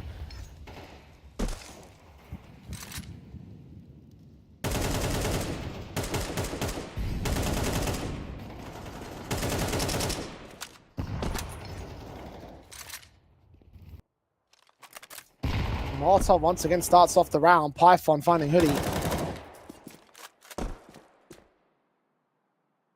Archiver forced to back away from the checkers entrance. Where his teammate fell so early. Centralized to the bomb site. Left alone for now. More emphasis over towards A main. Goody is looking to hold out for an aggressive stance. Eventually his teammates will look to join him. And if we are mid, they'll try and split their way in from highway. As drawn attention back at the CT bases, though, they're focusing on the mid defense. Yeah, traders are just so happy to run the clock. Just keep it calm. CTs are going for a full gamble. Now, if Goody can walk out A, they'll just cancel B, and they'll rotate that bomb over quickly. Well, they've already smoked the cross here. They're still prodding away at the B bomb site, so maybe this might end up being a B execution in the end. Now he's going to find Chill, and they're going to swing towards the contact casualties. Malavi taking the Vera. M4 looking for the bomb carrier. He's exposed. Depression needs 2 kills out of it. Only 1 is secured. And Goody on the big old rotate was trying to fake that A play, but ultimately it was all out. Mai Tai the stack. The traders run right into it. And Goody up to a 1v2. 15 seconds of the clutch. You've seen that bomb, but Malavi has the angle on lock. Swing in and take the headshot immediately. It does get the man. Last player on site. Held back at default. 5 seconds. Goody searching for him. He's been avoided. And the M4 just wins the fight. The Mai Tai to continue to hold the lead. So this is where Chill has got to recognize these boys are just gamble stacking. Now, that's only going to get them so far on the CT basis. So I would say for the Belarusian in-game leader, more extremity players are going to be required in the mid to late rounds because you're going to just capture areas of complete openness. If they're stacking up bomb sites and they're playing very heavy as a group, there's going to be some really good timings on offer.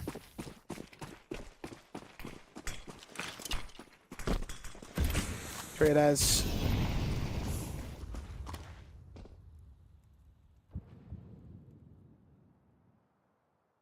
We have a rebuy of broken bases, still with 3 rifles. Galil's on those 3, Tech 9's on 2 others. They're looking to split their way into the A-bomb site via Squeaky and Main.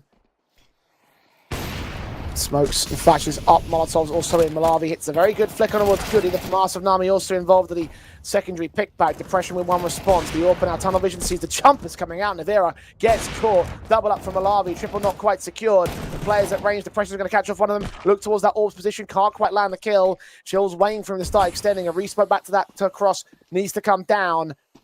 Chill got to find the angle at the perfect timing.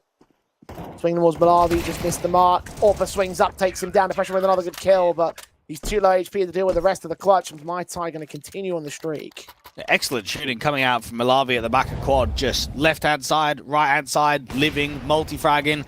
Triades just kept trying to bait him, and yet they lose more picks. They're getting more kills against the rotating players than actually against the Orpa. Depression gets out there at Heaven, just tries to use the range fight, and then Chill just can't quite get there in with the trade frag. Now, this is a very slow start from Atreides on T side. Indeed it is. Archville Malavi going to make light work of the opening stance of round 6-2. It's obviously an eco basis, so not expecting much out of this one, but no trades and cheeky kills out of these Deagles, and Depression will stick to that same trend. Army removes Goody from A main. Mai Tai a 5th to their board. Kind of like the polar opposite of the last map. Yeah, Triades have got to recognise that T rounds are on offer, but being 1 to 5 down, there's not going to be that many that can actually get 1 out by the end of the half. So need to get a bit of a move on. The economy is still quite low considering how many rounds the CT side have actually won. Damage on the Triados has been pretty decent. Heavy-handed in the mid control for Mai Tai. A lot of noise being made towards the B main access. Only one player towards the A defensive. Darchville picking away from Highway with Nami. The default set to try and look for opening stances on the T side basis. Navira using that smoke back at B main to get an angle on Checkers, but no one's seen. Molotov won't clear anybody out. They start to regroup back in mid. There's just no space being gained anywhere by the T side. They don't have a huge amount of util left. Goody's not been pressed upon. Darchville was playing 3 towards mid and a player tucked out towards the sandbag. He's now going to press up so they can play heavier for A. Malavi. Itchy to the smoke. Darchville just sprays completely manically. Gets 2 kills out of it. Multi-frags for days. Now he starts to lean forward to try and join his M4 teammate. Darchville's done his work. The AWPer caught napping. Depression can't hit the shot. He's forced down to 45 HP. The Triados just don't really know how to react to this kind of a approach from Mai Tai. They're going to have to fall back eventually because you can see that they are swinging forward. Going to counter boost against the T side. Are they ready for it? Well, Goody certainly is. He turns away at the wrong moment. Depression is there to back him up. Goody is in a position where they can start getting themselves over towards B, but they need a clean kill. They need to be able to deal with this anchor and get the bomb down. 15 seconds feels like they're going to save. Bomb's backing up towards spawn. These 3 rifles will stay in play, and if Triados haven't recognized that Mai Tai are now becoming a threat, they should do from here. Yeah, well, that was the old school cross smokes coming through from the T side, but I mean, what you see in CS2 is with the breakage, the smokes, and the spams, is that it just brings a lot of attention over, and Darchville's tucked in the corner, so everyone's eyes is around Highway, out to Z, that they're not thinking about that close range. And for someone that's not putting up a lot of numbers, when you then go into the opposition map pick and you're 12-1, the confidence is high, you feel as if you're completely all over them. He's been allowed to run riot.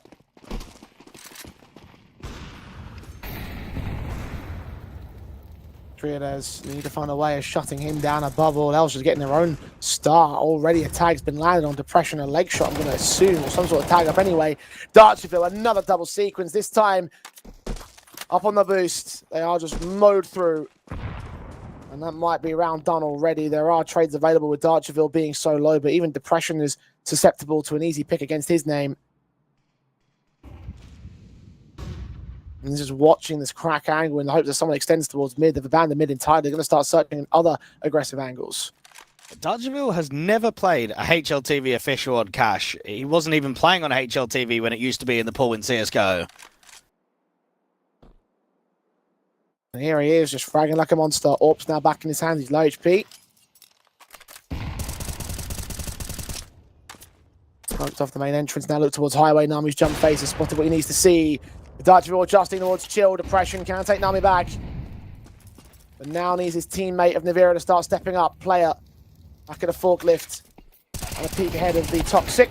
It's a kill on Pele.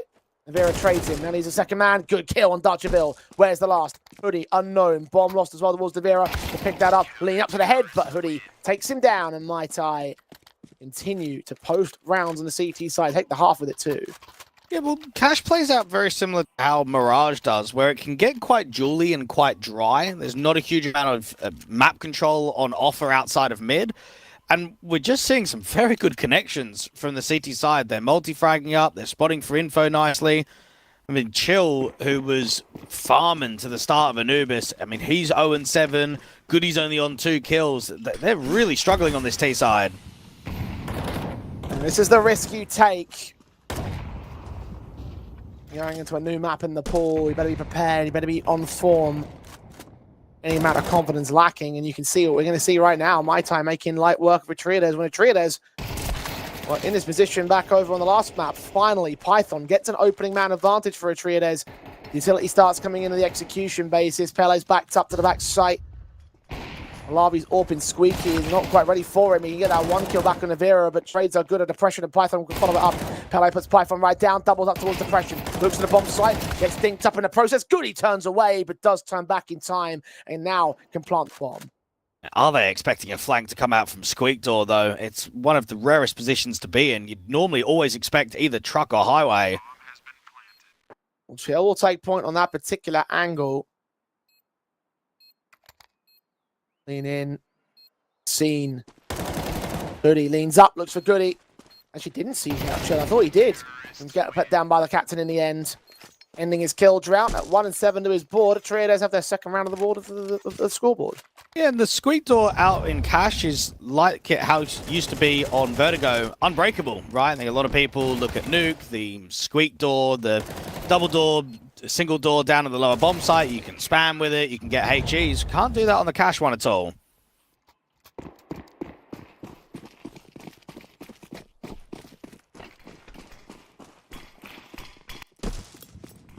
One X bit odds have started to come back to more evens here.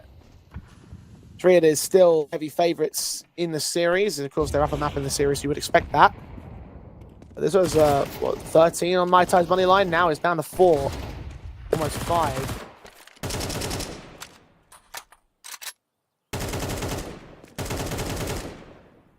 Basically, they set themselves up on the CT side is significant to say the least, and another man advantage gained by Chill's casualty to open up round 10. Looks like they might get another 8-2. No trades found yet by Triades, really none available. Maybe Dargeville could get caught aggressing. He'll check out the boost, and Python will put him down. That extremity player just times it right. Hoodie could drop the bomb, though, and start creating a lot of chaos. Could drop a number of players here alongside Nami. And Malavi's up. Just the intro to the crumble of a Triades. Python. Lost bomb, 1v4. There's no hope for him, not in this round. So many rounds they've hit B, and there's just been 3 on B. Just a crazy stack that's coming through from Mai Tai. And normally when you play cash, you have 2 towards A, 1 at mid, and then 2 on the B bomb side. But Darcheville's getting a really good gut feeling on where the defaults are ending and where the executes are trying to come out. We saw in one of the early rounds in Sunroom some util being lined up from Python of the molly out to the backside, but in a lot of these B-site hits, it's pretty much been trying to smoke off CT and then just come out in the open, and that's where they're just getting fried by the players on the backside. Dave comes in, and there's not many T rounds going to get one at all. Counter-terrorists win.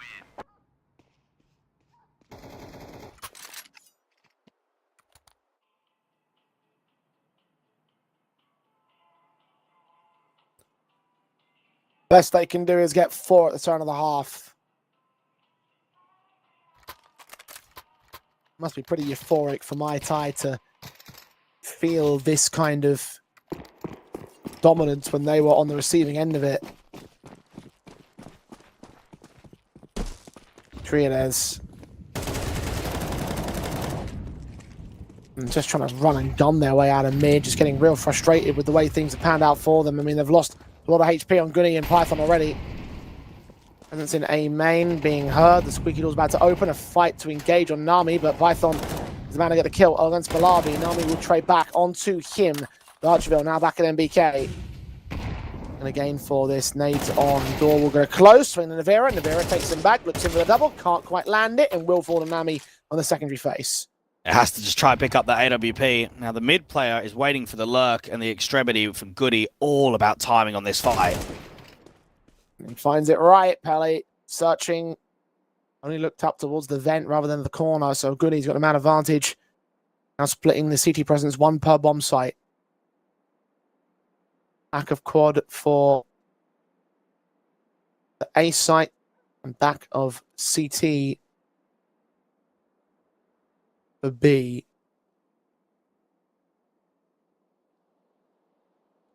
$40 seconds.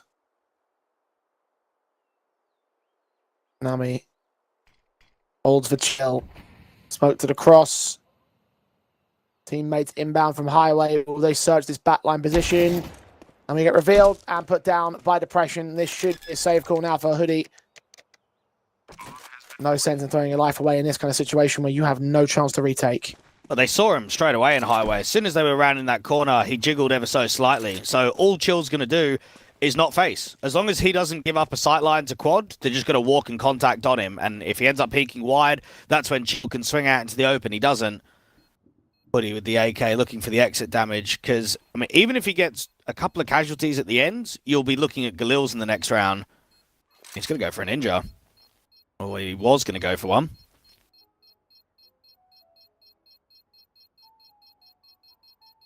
And that would have been embarrassing to concede for a Triades, so fortunately, for them at least, Hoodie will just hold on to the rifle.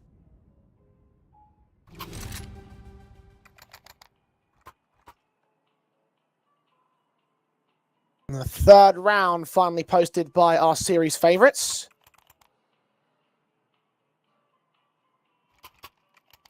Still got a bit to maintain.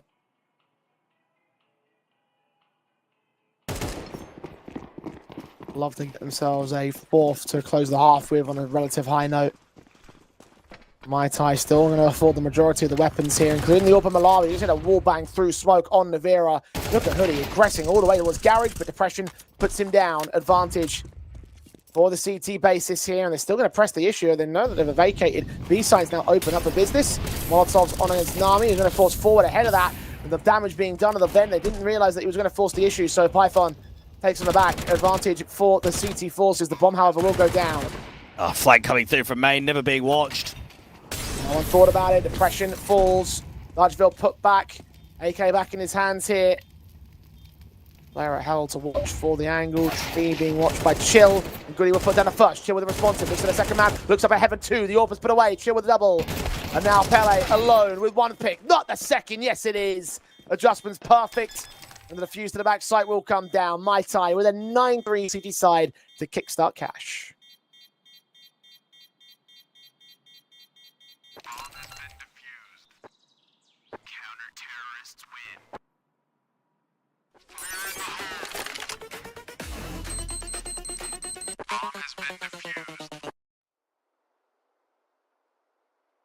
Six to the good for the Polish mix. The Triades now on the CT side. With the half switch, give them the momentum they need to start to come back in this game. Oh, start to come back, maybe. Actually win it at 2-0? Probably not. This scoreline diff is just way too large. They've been completely outclassed individually in the first half. Even that last round in the 2v1 looked to be a perfect bait and switch. Really needed Chill to win that last connection. Just doesn't happen. And Mai Tai have put in a really good shift here on Cash. Two maps we've seen from them too so far. They've got a decent T-side basic. Depression, however, does take down Pele. Python finds Huni, and Nami gets caught with his knife out. He goes down, as does Darjaville. So a pretty clean pistol round win for the Atreides camp. They try and make a statement of their own, trying to get back into this game. You ever had a Mai Tai before, Jan? Or you're a cocktail guy? No, actually, I haven't. It's because it's got rum in it. I can't do rum. It's rum and lime, right? Bit of bitters. I can't remember exactly what was definitely rum based. I know that much. Yeah, it's rum. That's the reason why I can't do it, because rum was my university drink. So 20 odd years ago. Shut up! I'm not that old. Well, without any damage of the bomb plant, yeah, you're not going to go for much. You're going to have a couple of upgraded pistols. And for a Triades, you just got to not lose players. That's all you're thinking about in round number 14. Just don't lose players to the upgrades.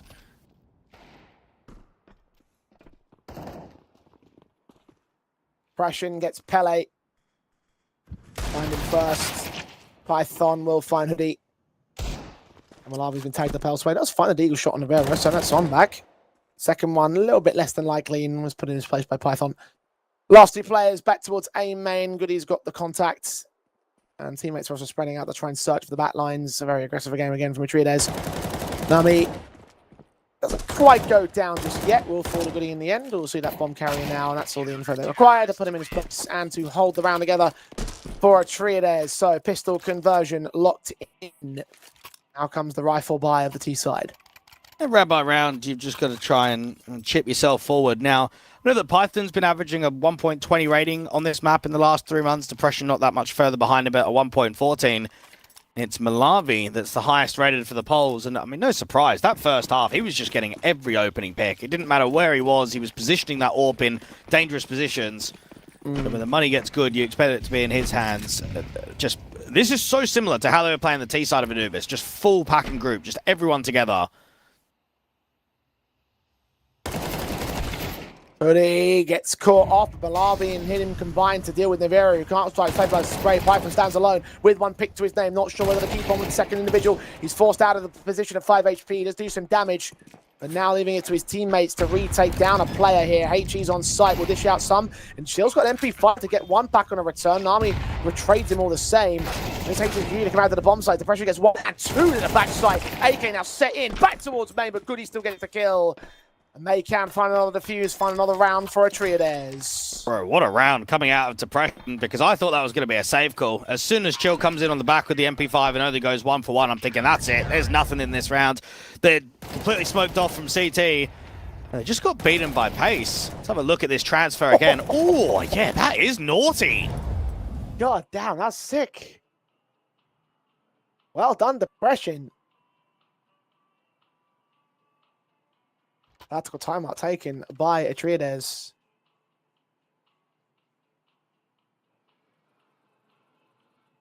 They have just secured an unlikely one of the retakes. My tie probably should be ahead of the curb right now, and they've done a lot of damage.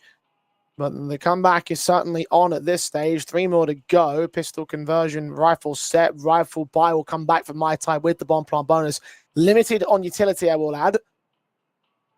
The firepower's there, and Atreides are going to have to deal with it. And My tie got to recognize now, if they're going to get into a flow state, if they're going to start feeling comfortable, we need to kind of hurt the economy early. We need to go a bit back and forth, try and hold on to that lead for as long as possible. I mean, I'm keeping an eye on the 2 AK players, Depression and Goody on that retake in the last. Chill, shaping up the anti-rush. And we finally get an extremity player. Now, you'll always have that deeper CT smoke to allow access into checkers. You'll notice that every round. Oh, Chill got dinked there. Dump it to get some information. He got information, all right, but what he lost in trade probably isn't ideal. Nivera now in the corner of checkers, playing off Python. In the back side, he'll hold as Goody gets Dutchaville. Nivera holds his nerve. HE sent close towards Hoodie. Flash in as well from his teammate to check for the position. Sees several. 1 kill found. Second kill just about comes together. Depression holds his nerve. Hoodie take 2 trades back and stands alone. Nivera gets his USB pulled out and gets the headshot for it for a triple in the round. And Atreides, well, they're coming back to a fighting force. Great utility usage there from the backside player of Python just to set up the checkers individual. And it's great to see Cash back. I know that it's been such a long time, and I don't know if it will be as good in CS2 as it was in Go. I think it's the same kind of conversation with Inferno. It was much better in the older game. But man, some of the clutches we used to have on Cash back in the day, you've got what the Tech 9 1v5 from Hiko, what he was doing at the MLG Columbus Major, the simple dropping down from heaven. There's been so many, right? During the Nifty moment. Oh, Nifty, yeah, of course. The wallbang, yeah. He had a couple. Researching that recently is quite a cool little clip I just only remembered recently. So My tie set to a stand execution towards the A bomb site. Goody's going to put him down. Pele with a responsive back on depression. Incendiaries will try block for access, and it has for the most part forced them to retreat here on My tie. Goody might make some distraction though. He's got the squeaky door position, opens it up, takes a fight, looks at the Goody too, does some damage. Draws attention back in towards his bomb play, and it means that the B site and mid's completely open, but it might still commit here from the T side. They're still up in main. And that's the problem with playing Forklift, is that when you're there, you can just get trapped completely. You get mollied out, you've got to force the fight, and have to win it instant towards the door player. It doesn't happen. Malavi waiting to see if there's going to be a counter press, see if there's going to be a search from someone out from Z. It's very slow and very silent. This is a full gamble towards the A bomb site for the CTs. As Python gets removed, My tie have their options, but they're going to run into Chill next up. Secondary fight. It's a Tepper. Triple kill, in fact. Oh, Chill's nearly done it on his lonesome. Hoodie on 6 HP is taking him back, but Nivera knows to wait and hold. And Hoodie starts searching. 20 seconds to the timer. He's rotating in the B side. That's the best call he can make here. He recognizes if there's no CT rotation, it means that Nivera must already be on the A bomb site somewhere. So you can plant open Let's have a look at this plant. Yeah, look at that. Where's he going to go? Back towards CT, into checkers, into main. It's a very difficult plant to be up against. Might have heard the footsteps of Navera. Question is... Okay, Master makes some more noise now. 6 HP for Hoodie. No smoke for Navera either. Time's running short. Tap it once. Hoodie starts to peek. Navera's watching. Time's almost done on him. Oh, it's forced off. Hoodie hits the headshot perfectly and plays the most perfect 1v1. Well, right there, I mean, just so low HP. All you know is that if there's no smoke, probably doesn't have one. Just make sure that he gets off of that bomb. Just go in for the duel, go in for the pick. What a shame, because you've got such a good moment with that triple kill from Chill. It looks to be one of the biggest highlights you're going to get on all of this cash map, and it does not lead to a round victory.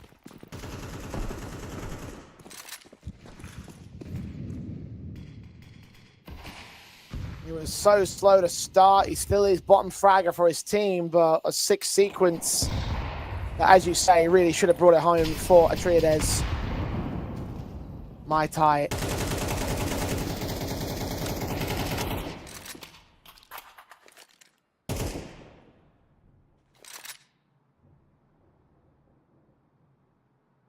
Got 3 rounds to the advantage and 3 rounds to go till they take the win here on Cash.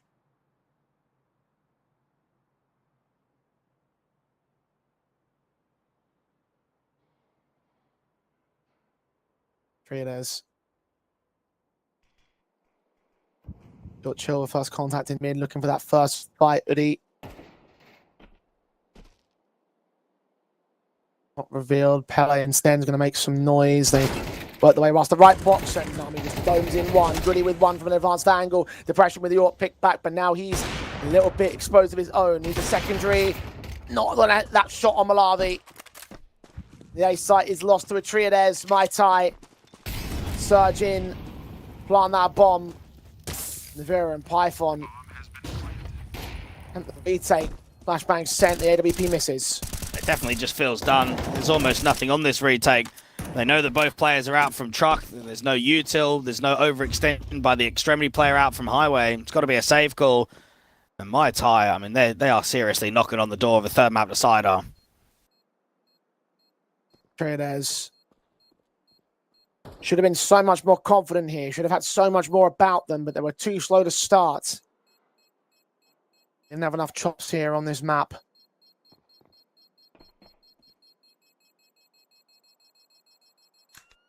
Only 2 more rounds to go. Mai Tai might not even face a buy in the next round here.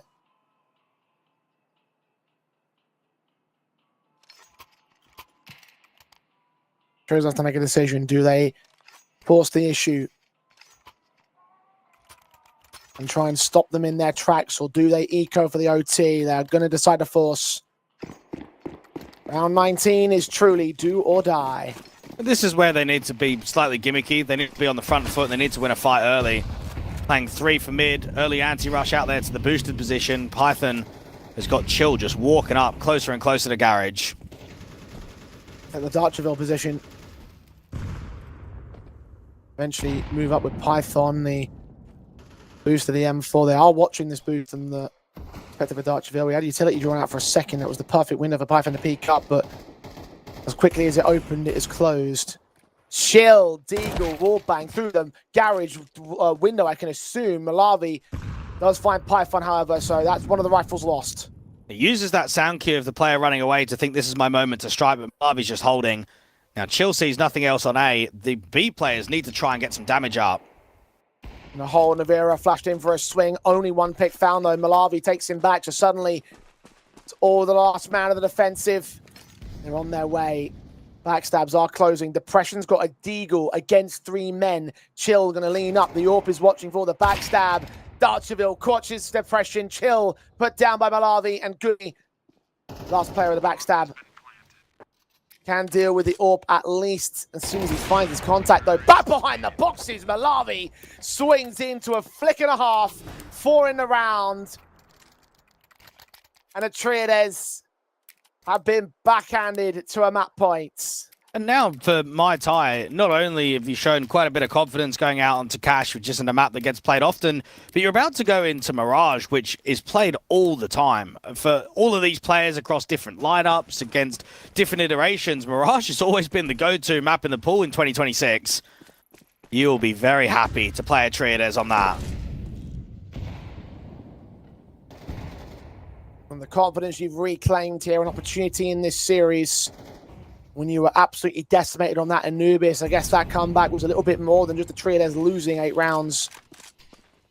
Mai Tai found some confidence, applied it here to the opposing map pick, and looked to take it away from them. They've already got Chill, who, despite his heroic moment in the previous round, has been unable to do much more in impact outside of that. Almost a liability in mid as he goes down. They've already lost control of that position. Goody extending out to main on his lonesome with no other support. He'll fall. And that is the A site lost. That is probably the round of the map done from here. Depression will try get into position to do some heroics with the Eagle. Back up in supports. Bomb is now down. And no one's really peeking on this post plant. Everyone's just trying to block. Vera goes in without flash support. Hoodie still takes him. See the jump phase. Depression now revealed.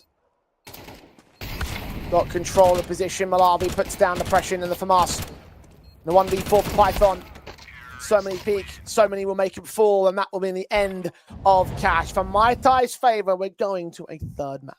Yeah, they've done well there, the Poles. I think they came in with a fresh attitude out on Cash. They performed in the first half nicely. Some good reads coming out of Darcheville. Some very good X-Factor moments. You had Malavi hitting some incredible shots with that AWP. Darcheville also putting up some good numbers. And now they go into home territory. Now, both teams love Mirage. Of course, Triades is still going to be the heavy favorites just because of the play rate on it. But for the Poles, they've got something in this series. They can definitely cause an upset now. Indeed they have, and it's like just so surprising just to have said that at this juncture, right? We're talking about a series that started with nearly a 13-1, a 12-1 advantage. They couldn't close down no Triades perspective, and now you've had this just happen, and this was unexpected. We thought it was going to be a simple 2-0. We thought they'd just get backhanded and snapped about to a certain extent, but this has not happened at all here. So for the Poles, it is a positive win on a map that really a Triades may have to think twice about picking in the very near future, because it was a very slow start from them, and that was part of the reason why things collapsed so easily. Yeah, disappointing from Chill and the boys, because they know that we've been 2-0ing a lot of competition recently, and with that map 1 score, then you should be in for a 2-0 on Cash. Perhaps it tells you that it's not the best of maps in the pool from them. They've already played it quite a lot in the last CCT tournament. Hasn't always been the best for them. So, look, you play out third map decider, at least it's a comfortable one. As you said earlier, Mirage is a very interesting one indeed. Both sides like it. Triades has been winning it rather recently too. Can they bounce back and try and return into this best of 3 series with a 2-1 win? We'll find out after the break. For years, the power of these relics remained out of reach, hidden, sealed, forgotten. Until someone emerged who could unleash their power and bring it together in one place.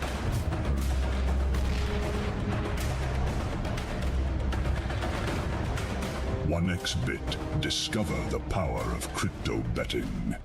This is how Legacy completely shuts down mid control on Dust 2. First, the AWP player runs short, throws the extinguish smoke and holds top mid for first contact. At the same time, Dumao runs short and gets boosted behind the smoke. Now, if T start clearing short from lower tunnel, they expose themselves to the boosted player, but if the top mid player focuses on short instead, he walks straight into the AWP. If you want to run this with your team, it's already on Metastack with every role explained step by step, plus a full video with timestamps showing exactly what each player does. Only on metastack.gg. And another. He's got full control of the A side. Who needs a stack? 3 kills, make it 4. The last one left is Zywoo. Zywoo's got a second, still 76 health to play with. Looking to cut down Vipery. Zywoo 3 kills into this 1v5. If he can, the best.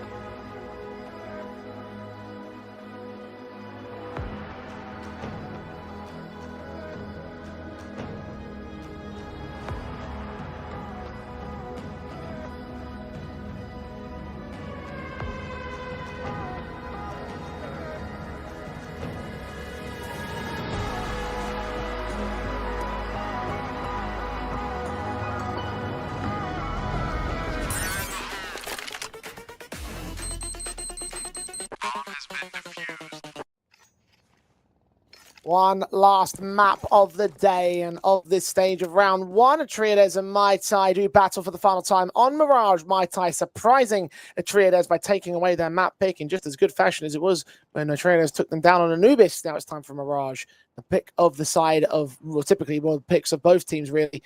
Let's see whether it will end up happening for the Atreides side this time. Huge amount of play rates from both of these squads, so we're going to expect some entertaining CS on offer. Malavi, can't wait to see what he's going to be like when that AWP comes out in play. He was a real difference maker in that last map, but it's going to be the A splitting from the pistol, and Goody's got Pig's advantages. Hoodie's got to come through this smoke. Dead to rise to the first casualty. Goody does get traded by Darcheville, so 1-for-1 on the first blood casualties. Chill and Depression are very low, however, so it does leave an advantage for Mai Tai in this post-plant 4v4. Chill just needs to try and spot that no one's going cross towards the top of Con, so they can only be backing off towards Tetris. Trying to avoid not going down here. 2 HP is reduced to... And the rest of the cavalry has arrived to support him. Chill will eventually fall towards Pele. Dargeville gets caught in the back of the head. Depression is traded quickly. Navira, Python, Navira back on to a 1 versus 2. He's got the first kill out of him. Malavi trading places with him, trying to get beyond the danger box, but puts him down in the end. Pistol win for Mai Tai. A very good clutch from Malavi, but Pele is actually a very good Mirage player. It's one of his best maps in the pool, and I think he's been okay throughout the series. Not really had a huge amount of high impact moments from him, but almost got missing by the wayside when you look at Cash, you look at Darcheville, you look at Malavi, and you kind of forget the other three. But I'd just like to see if the youngster can come in, because, I mean, he's 23 years old, again, never played professionally before. It's only with these boys that he's starting to make a bit of a name for himself.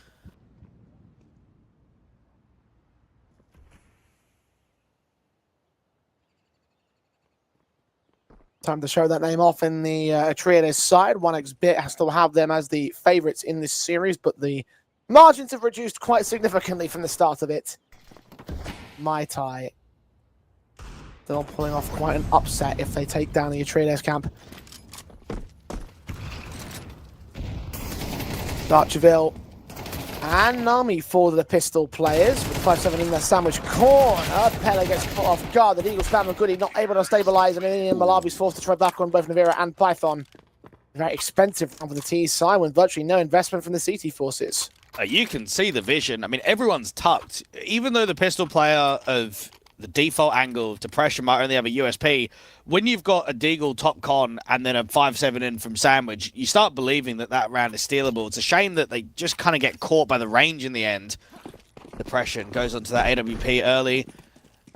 And for Mai Tai, it's a 2-0 beginning.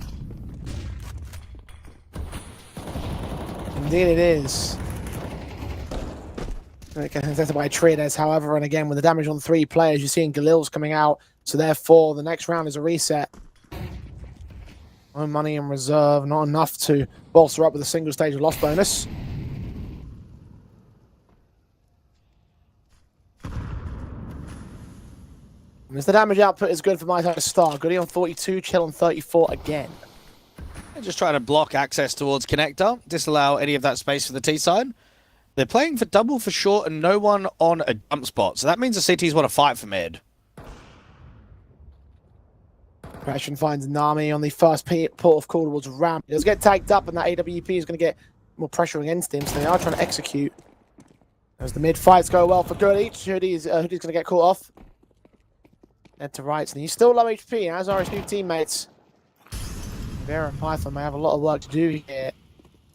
One player moving up, Pele, however, will jump up. Scene adjustments good for the headshot, but Hoodie goes down. Navira takes 2. Malavi versus 4, 3 of which are out towards CT spawn. New York watching the slide gap. Missed shot there from Depression. Then from Malavi to get the kill back. Can't quite deal with Chill. He nets his kill to get Atreides on the board. It always helps when Depression can get an extremity kill. You're playing so heavy for mid. You've got 2 short, 1 window, 1 connector. So as soon as that smoke just starts to clear in connector, that's the cue for everyone to start overswinging. And Mai Tai, they just don't have enough players in mid to deal with all of them. So end up just trying to pack towards the A bomb side. Don't quite get too much going from that point onwards. And, I mean, would you look at that first gun round, don't get a huge amount of success, go down to an instant eco.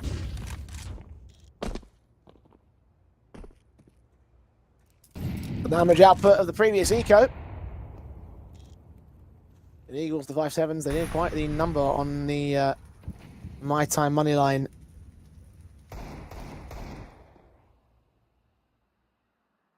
And Traders expecting to walk over them here in this round. Only one Deagle available to Pele. I don't think one man can make the ultimate difference to Mai Tai Steel. Maybe they could overwhelm Navira, maybe get a bomb plant out of this heavy-handed play in the apartments. Darchville does get caught for the headshot, so Navira's isolated 2 picks without any major concerns. Now Python's in support. Nami and Hoodie go down. And Malawi falls to Navira's triple sequence in the end. Dredes 2-all, evening up the board real quick, but so do the rifles come back even quicker. Yeah, for Mai Tai, I'd like to see just a little bit of a change of pace for them going into this next gun round. I think that Atreides might get a little bit disrespectful, so being able to take space early and put some pressure onto them is probably the way forward. We want to see a lot of movement coming out of depression too. And then when I look at Mirages, especially some of the star players, I'm keeping an eye on Goody and depression in Con and Window just to be able to keep fighting. And then for Python, he's been in good touch recently, so he's going to want to take a lot of jewels towards this short area. We talked about big time for all of his efforts for this team, not just in this series, but also in all other competitions.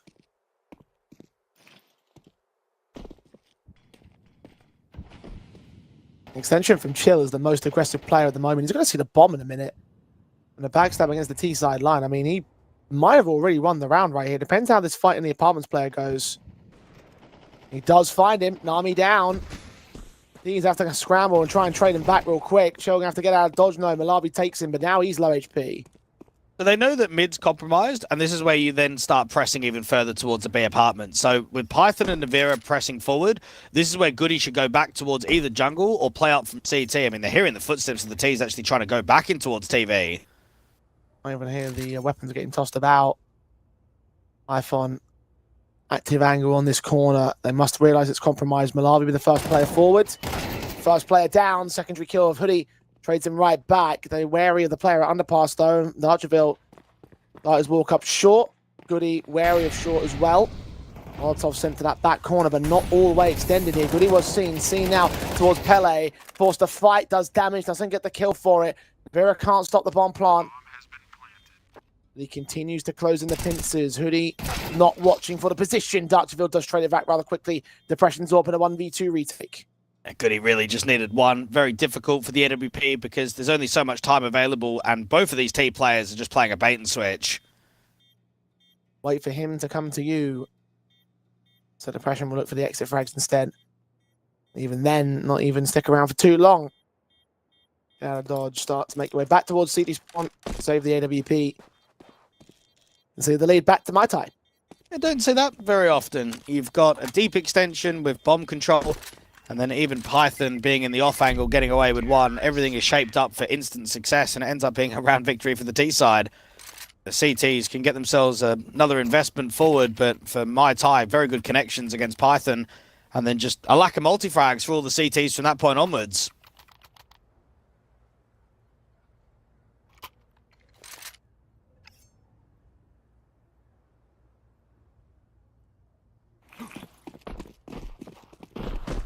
Dredes can rebuy into the 6th round.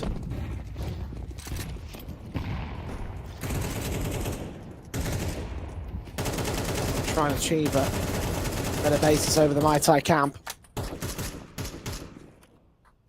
Rifles for 4 players of the AKs and the T side line. Darchville going to apply one of them to Python, remove him from playing instant. Not allowing to really get started here. Goody has to respond. Just trying to block towards A at the moment. A lot of players stacked up on this A bomb site with Goody still maintaining connector. If there's enough distraction from Chill, Navira might just not get cleared at all. And he holds at the firebox for the time being. Chill continues to hold his nerve back towards CT spawn. Army trying to force out a mistake. Malawi challenging a player. Chill bites him, sees his teammate trying to swing forward. Hoodie and Nami get those kills in. Navira gonna wait this out. Malawi now on site. being faced. The Vera's a little bit late to catch the man off. He'll hear the footsteps coming in against him. Malawi turns in. The Vera's forced to fight the first player. Chase down Nami. He's low HP. Seen beyond the pillars, forced to utilize some utility of his own right and just go for the swing and a hit. Depression catch a hoodie in the meantime. It's one player in the three-man clutch and he gets shut down.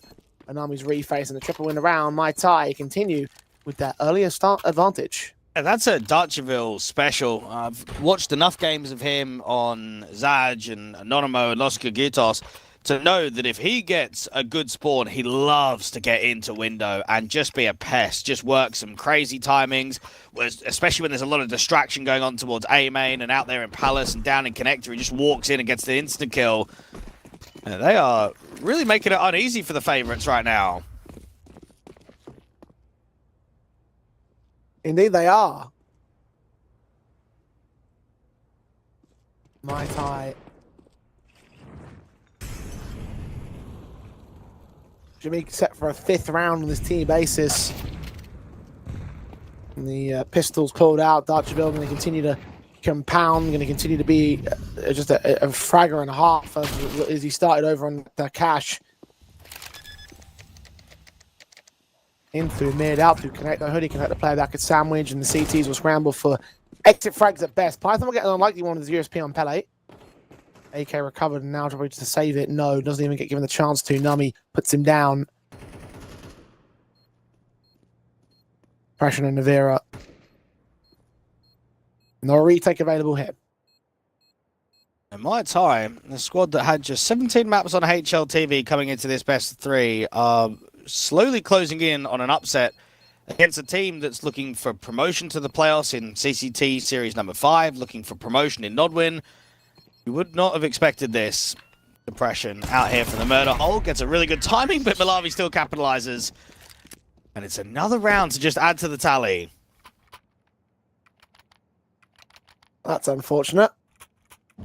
Tactical comes in earliest time for a trio there. It's probably to recognize that, yeah, they are losing this game to Mai Tai, who themselves, I mean, you talk about the fact that they're losing, that Mai Tai are contesting against the Triades who have got all these other accolades, but think about the fact that in the immediacy, they were down 12-1 at the start of this matchup, and they've come back on the opposing map. They're now in the lead on the final of the series, and the Triades are just looking a bit flat right now. Yeah, they are. And for Mai Tai, look, when this is your number 1 map in the pool, you expect there to be a lot of freedom, a lot of individuals making plays. And we're seeing it in mid, we're seeing it out on A. Kill distribution looks really tight from them. I mean, they've played, what, 9 best of 3s on HLTV. 7 of them have featured Mirage as a pick. So it's pretty much the go-to in every single official. And in this one context, so happy to get it as a decider.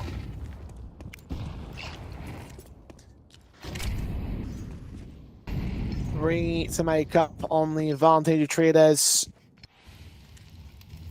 Rifle buyers return for them on the lost bonus and compound. SMG for chill. It's the weakened element of the round for them. Jump face up in Navira. Seen players coming in. Smoke's going to be a little bit late, but they will actually respect it. Utilities and Molotovs and HEs are sent to do some damage. Only a little bit's done towards Navira. They back away from the apartments. And Goody's just waiting to see if that timing can come through from Dutcherville, getting up there in window. Depression can just pretty much focus on Connector with the odd timing looking to Palace. As long as Chill's got his A main, he can use this abused and out in the open angle.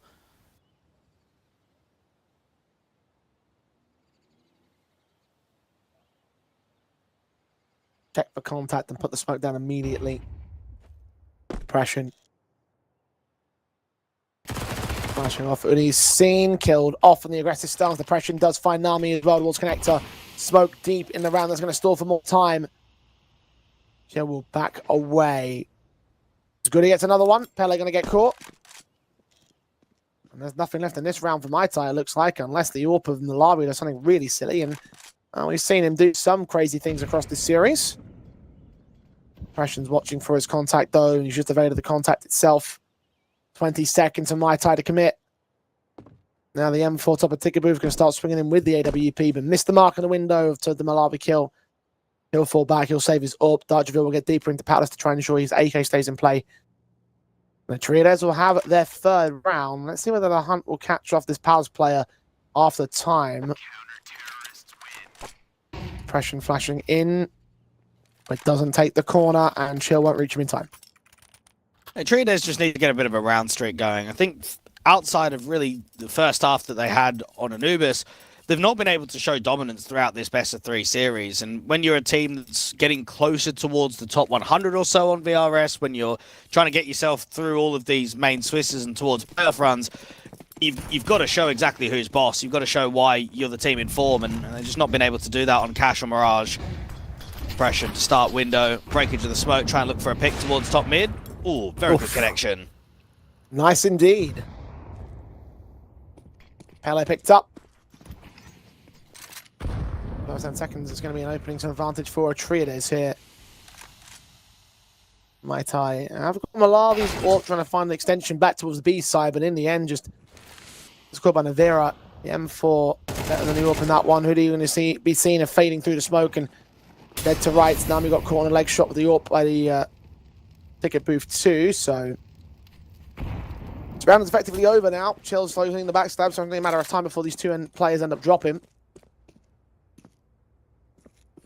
Atreides much better on this CT basis. A bit unique as well. I mean, normally in-game leaders like to be the jump spotters out on ban, but in this one case for Atreides, you've got Chill basically as the A site anchor, Navira as the B anchor, and in the very few times that they've hit towards B, he's held his ground and he's been getting extremity kills, so he's up at 11 and 4. Mai Tai, the rebuy is going to look quite weak on the eco, and there's not really many funds available for them.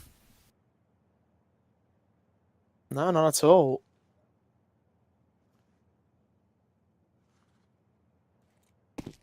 Your scat with Archibald.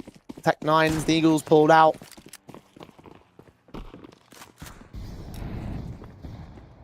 A little to speak of.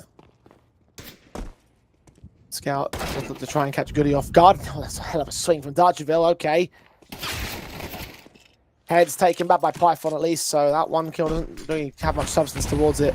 Python going to swing forward towards Hoodie. See him at underpass. Wait for his peak to give himself up. The Deagle comes back with Hoodie's Tech 9 to finish off the job on Pele. All back on Navira's perspective. 3v2 at the moment. The Tech 9 gets one more kill out of it. So, I mean, they're doing decent work here to apply the damage. Unfortunately, Nami hasn't got the bomb despite having the bomb site, so he can't put a plant, can't get a cash injection. All he can do is damage, and with the money currently in the Atreides reserves, it doesn't really mean much in the short term.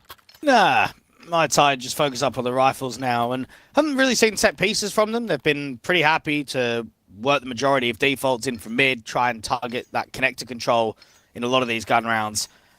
AK into the hands of the A-site anchor there from Chill. Pressure and going to keep that AWP going for as long as possible.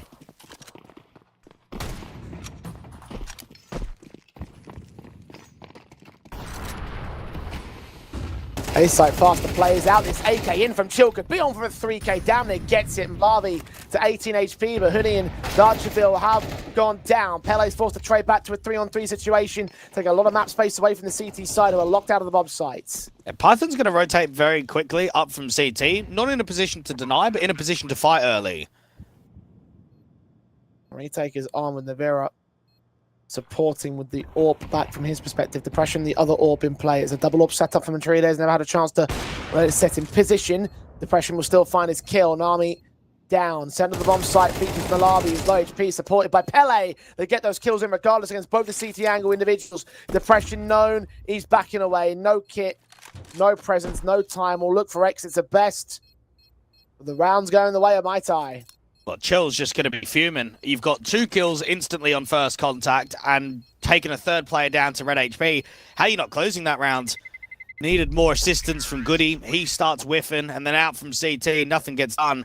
It's a great shot from Pele, who jumps from Tetris towards the top of stairs and just rips, just hits really hard.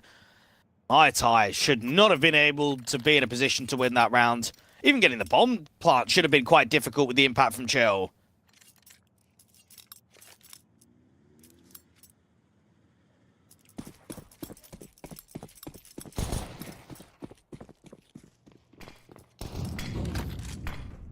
So much for so much impact, but for no real return. Navirali strikes first this time, back on those double orbs. Darjaville first to fall, quickly into the apartments. The T's are going to make their way out towards that B bomb site rather. Pele and Hoodie fall, take 2 players down anyway. Python and Navira picked up the Frenchman out of the round. Pele might be low, but it's just got nothing around this bomb site here. Again, the pace of Mai Tai is caught Atreides flat-footed. Chill under pressure, leaning in. Molotovs will force Chill into the open, which he will go down for. Pele, another kill. Malawi to start searching towards short, missing out on Goody barely. Depression now. And he left alone and swung upon by Nami, who will close the half on a high note for the Mai Tai side. Excellent work from the Polish mix.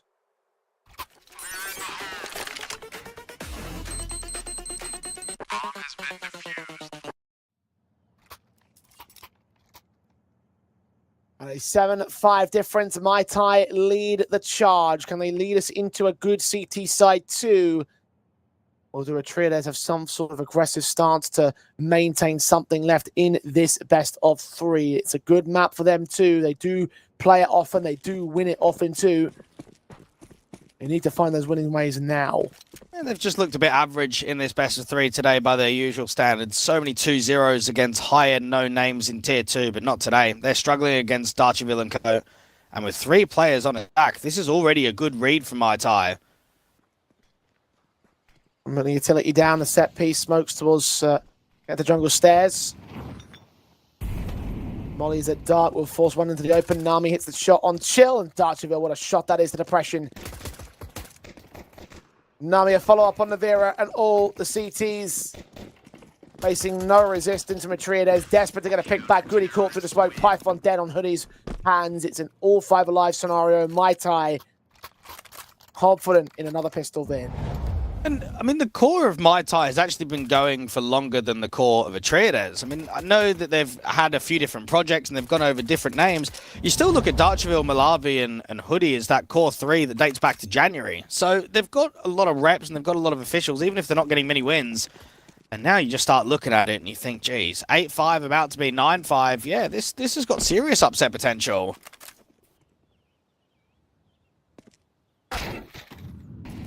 Good shot on Python, wants to try and change the narrative, but one Deagle kill is only a single Deagle kill. Need to find more, need to find space on the bomb sites. They're leaning in towards the B play right now. The apartment's being taken. One man's aggressing in from Mai Tai, so they will meet them head on. They just need to hold off that defensive, wait for the rotates to come in. The short player is always going to help a Pele. And there shouldn't be much in this for the T's. Fire back, bomb plant maybe. Pele's going to hold against the kill against 2 players with Nami. Sneak a bomb plant in the end. HE just going to deny it. And Python will fall all the same. Mai Tai in a commanding lead over Atreides, 9-5.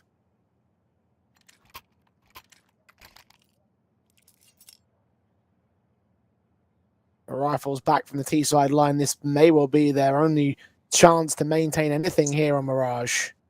It doesn't look like there's going to be much in the first gun round if it's not being won. You go into the default, get yourself a top mid smoke. Dutchville playing out towards connector. Malawi going for the short jump. He's going to be looking for the first pick in mid.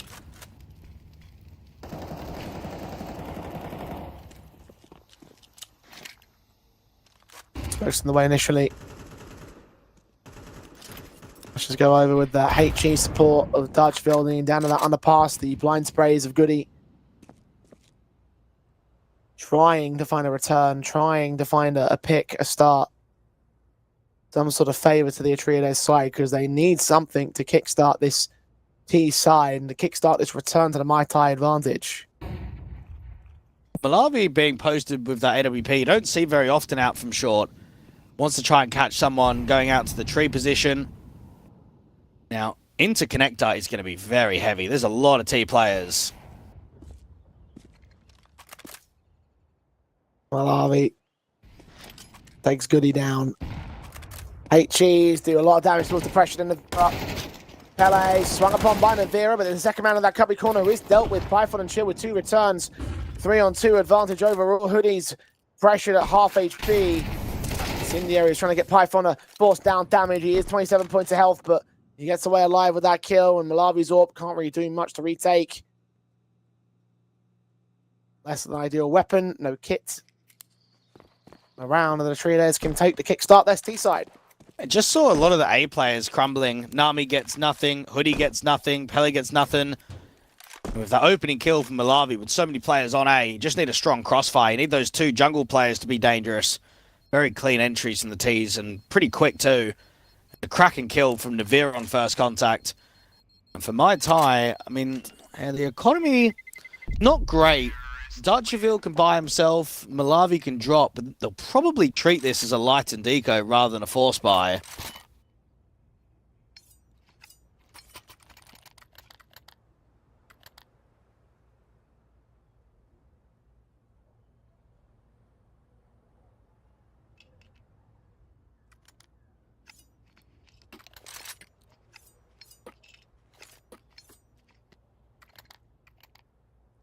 A tactical pause to figure out the specifics. I mean, Dodgeville's bought the M4. He can refund it.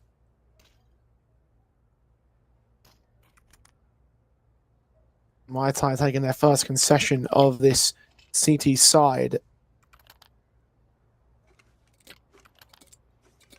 Do they see any threat in the Atreides? Do they have any concerns what the international squad are going to bring to them on the attacking basis? I'll stick with this here M4 investment. Upgrade pistols for everyone else. Hoodie with also some Kevlar, because he needs to pick up one of those rifles if they get dropped.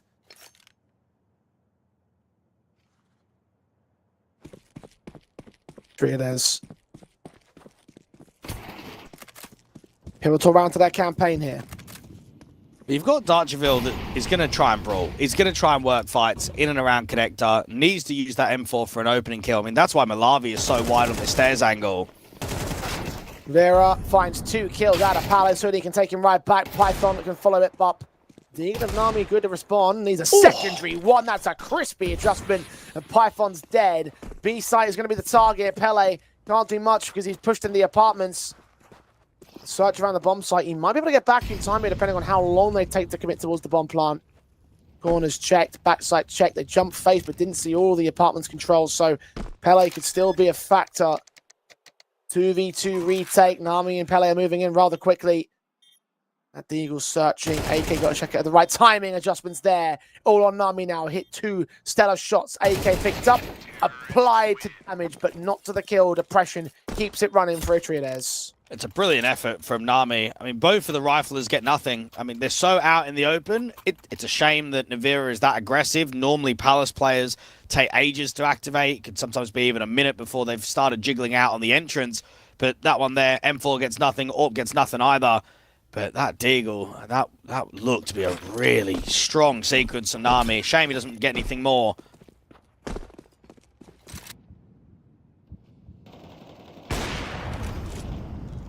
Next on Malavi, Python goes down. Really finding chill on the responsive. 5-on-3 now for Muay Thai as they finally get back on a higher horse. Navira's acting out towards the A bomb site, though, in the open, uncontested. Finds the back of the head of Dutcherville. Can't quite find a player on shore. Might run into the AWP instead. Yeah, not ready for Malavi to be in jungle. That pit gets secured. Good challenge up towards mid on the back of Depression. Now stands alone. Swore up, and Hoodie puts him right back down. Muay Thai back on track. They are so finished. There is no way Atreides is going to close out this best of 3 with a victory. You go into the next gun round, and you're just getting farmed by Malavi. At the moment, Navira's just getting no help, and considering that he's the B-Apps player and a heavy lurk on T-side, he shouldn't be on 19 kills. He should not be top fragging for Atreides. It should be your more stable Depression and Goody players in the star roles. And, I mean, when your con player is going 5-14, I think that just tells you that it's been an off performance. It's not been a good showing. You've got mass AKs on the CT side. Their economy is going to get farmed up because it's going to be a light and deco. They're going to get an easy 11th round. I think they're finished. I think they're completely done, Atreides. I agree. I fully agree.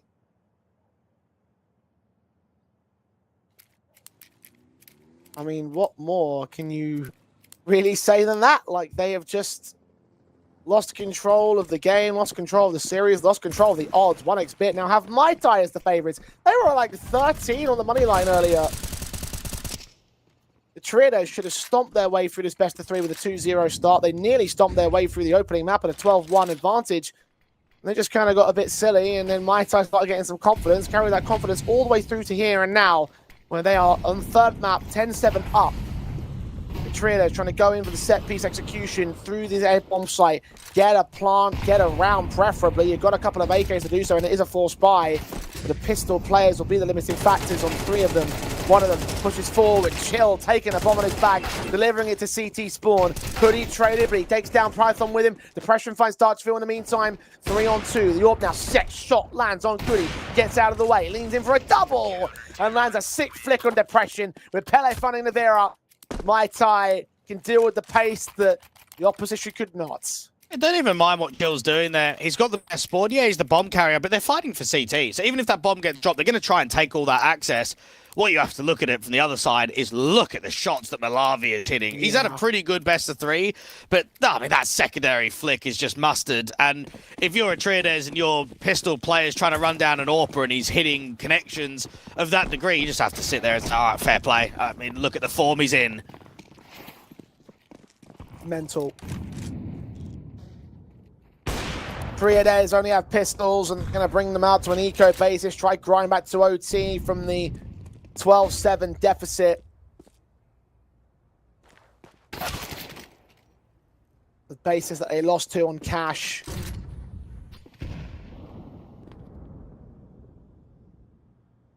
Just lost so much control in this best of 3 across the whole series. And I know it is technically a mixed squad, but it's one that we had high expectations for, not just in this series, but also in the Swiss stage overall. I said that they could be a contender to go 3-0. Well, not anymore.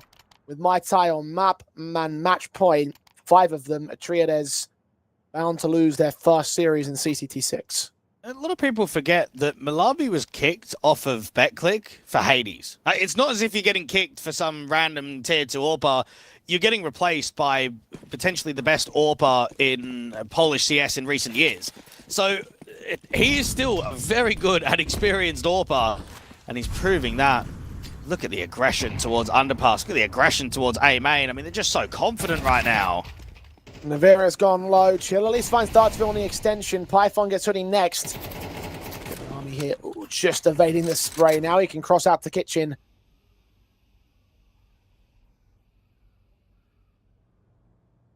He'll wait and hold. Pele tries to lean into the mid-control, spotting presence, but no one's seen Triades just yet. Where do they want to go with this? They've got options. Well, they're just waiting for the CTs to make an info play. Just kind of freeze up. You're holding top mid. You're holding outside B apps. You're holding underpass. You can start packing grouping towards B. Now, at the moment, it's turning into a gamble stack. You've got a deep player in the apartments, one out from market, and then a second market player that's going to come. Chill. Check the full corner, and now he takes the chance to strike early. He could have held on for a little bit longer. In the end, now the CTs are given some space to rotate in. They're all back here. Malavi hits Python. 2v2. Bomb dropped. And Pele doesn't need to move. He doesn't need to strike. He'll just sit here and wait as Malavi will get caught by Goody. They can't suspect that he's here on the bomb site. Bomb plant denied with a tap to the head. And the second man seen, but Goody holds the kill against him. Pele couldn't quite finish the job. Triades play on. It definitely could have gone wider there and waited to try and pre-aim the short player first rather than the bomb carrier, because they probably wouldn't have been holding Van. But not to be. The youngster tries to go for the insta-kill and then just swing out wide. I think for Mai Tai, you're not really too worried about that one. I mean, even though the T's just about get it done, you've been all over them in this second half. They've had almost no success on T side. Your own position, you just kind of look at that and say, hey, probably shouldn't have won that round in the first place anyway, so we will just tank it and go back to another rifle buy and just try again. Still got 4 more chances to close, and you can hit the rifle here, eco in the next, another gun round after that.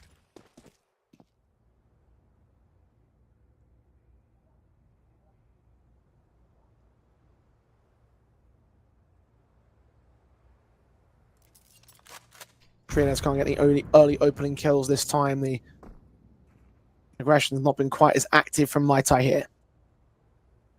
Yeah, Triodes are just waiting for an overswing towards connector and window, which is not occurring. Hoodie just about gives himself enough of a jiggle, and he just beams Chill instantly. Drops him quick. They start walking their way into the apartments. Nami's going to walk away from the short access. Teammate with him. Navira seen, sprayed up. Kill found a start. Python about to make his way out of the window. Malabi's up, catches Goody. The adjustment of the M4 is not quite there, but the second M4 is still in position. Pele drops him, and that should be enough this time. Depression naded to 48. Get cut down on the next extension, the next fight. May come in courtesy of the Orpa Malawi. Indeed, the flick is perfect. It is 13-8. 2-1 series for Mai Tai. Of all teams to take an upset today, that was not on my bingo card. No, not at all. But I think what that tells you about the polls is, yeah, they might be taking losses in closed qualifiers and weaker tournaments, but give them a main Swiss, and these boys in the past have been able to prove that they can take the odd scalp here or there. Yeah, they're never going to be in a position to upset squad after squad after squad and push in towards the playoffs, but the odd win here or there, yeah, you can see it coming. It's a very good performance on map 2 and map 3 from them today. I mean, certainly you could give some arguments to some of the squads that would have been invited to this main Swiss stage, but Triodes was one of my front runners, and it was one of yours too. Like, we've been so impressed with what they've been doing elsewhere, and it's just like you're taking upset wins over top end tier 2 teams, and it's like you've got so much potential in the lineup and what it's built to withstand. And it's like, well, what happened today? Like, you started well, it's great. You started to par basically 12-1 at the start of that Anubis, and then just since then it was downhill from there. Cash was not as impressive. Mirage was not as impressive. They were on the back foot on both those maps, basically from the word go. Never really got control of an advantage or a lead. So it's disappointing for me from Triodes. And I know that it's only one matchup, one best of 3, and they've got obviously the second round lower matches, and they can go back 3-1 from there. But yeah, not the start that I was hoping for, and I don't think the start they were hoping for either. No, definitely not. But again, they've got plenty of games. I know they're playing EX-RUSTEC tomorrow afternoon in the other CCT tournament, so that should get them promotion. They should be looking for promotion pretty quickly in Nodwin too. So yeah, it's a disappointing outcome today, but there's a lot of officials to be up for grabs in the next week or so. So they'll look to try and bounce back. Well, let's see what they can do when they come to play off in round 2 of CCT number 6. And of course, in round, I believe, 5 are up to on CCT number 5. So we'll get to see how well they'll do in other competitions and all. But for today and for this stage of the of CCT number 6, that's all we have for you. Our first 4 matches of round 1 have concluded with some winners, some losers, as you would expect. Some surprises here and there. Tomorrow, we close out the second 4 matches from round 1's proceedings. We've got Black Phoenix versus Enjoy. You mentioned that a little bit earlier on as one that you're excited to see in the first match of the day. Rooney is like on X-Mana, and then you and I have got Gen 1 versus New Vision and Los Cagutos versus Unity. Preview for tomorrow, Dwight? I think that Unity Los Cagutos game could be quite close. I think both teams are playing at a similar level to one another right now. New Vision are just trying to get some reps in on HLTV. They haven't really looked that great against the more experienced teams in the overall Tier 2 atmosphere, so tough challenge for them against Gen 1. All kicks off at 10 a.m. CEST tomorrow, so make sure you're joining us for that. Thank you for watching today. We'll see you back here very soon for even more CCT. For years, the power of these relics remained out of reach, hidden, sealed, forgotten. Until someone emerged who could unleash their power and bring it together in one place.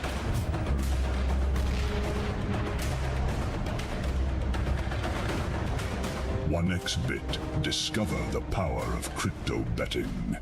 I really want to get an op kill. Let's open Steam Overlay and search for an op play. I need a city side solo play on Ancient. Oh, I love Monacy. Let's go for this Monacy deep banana peek.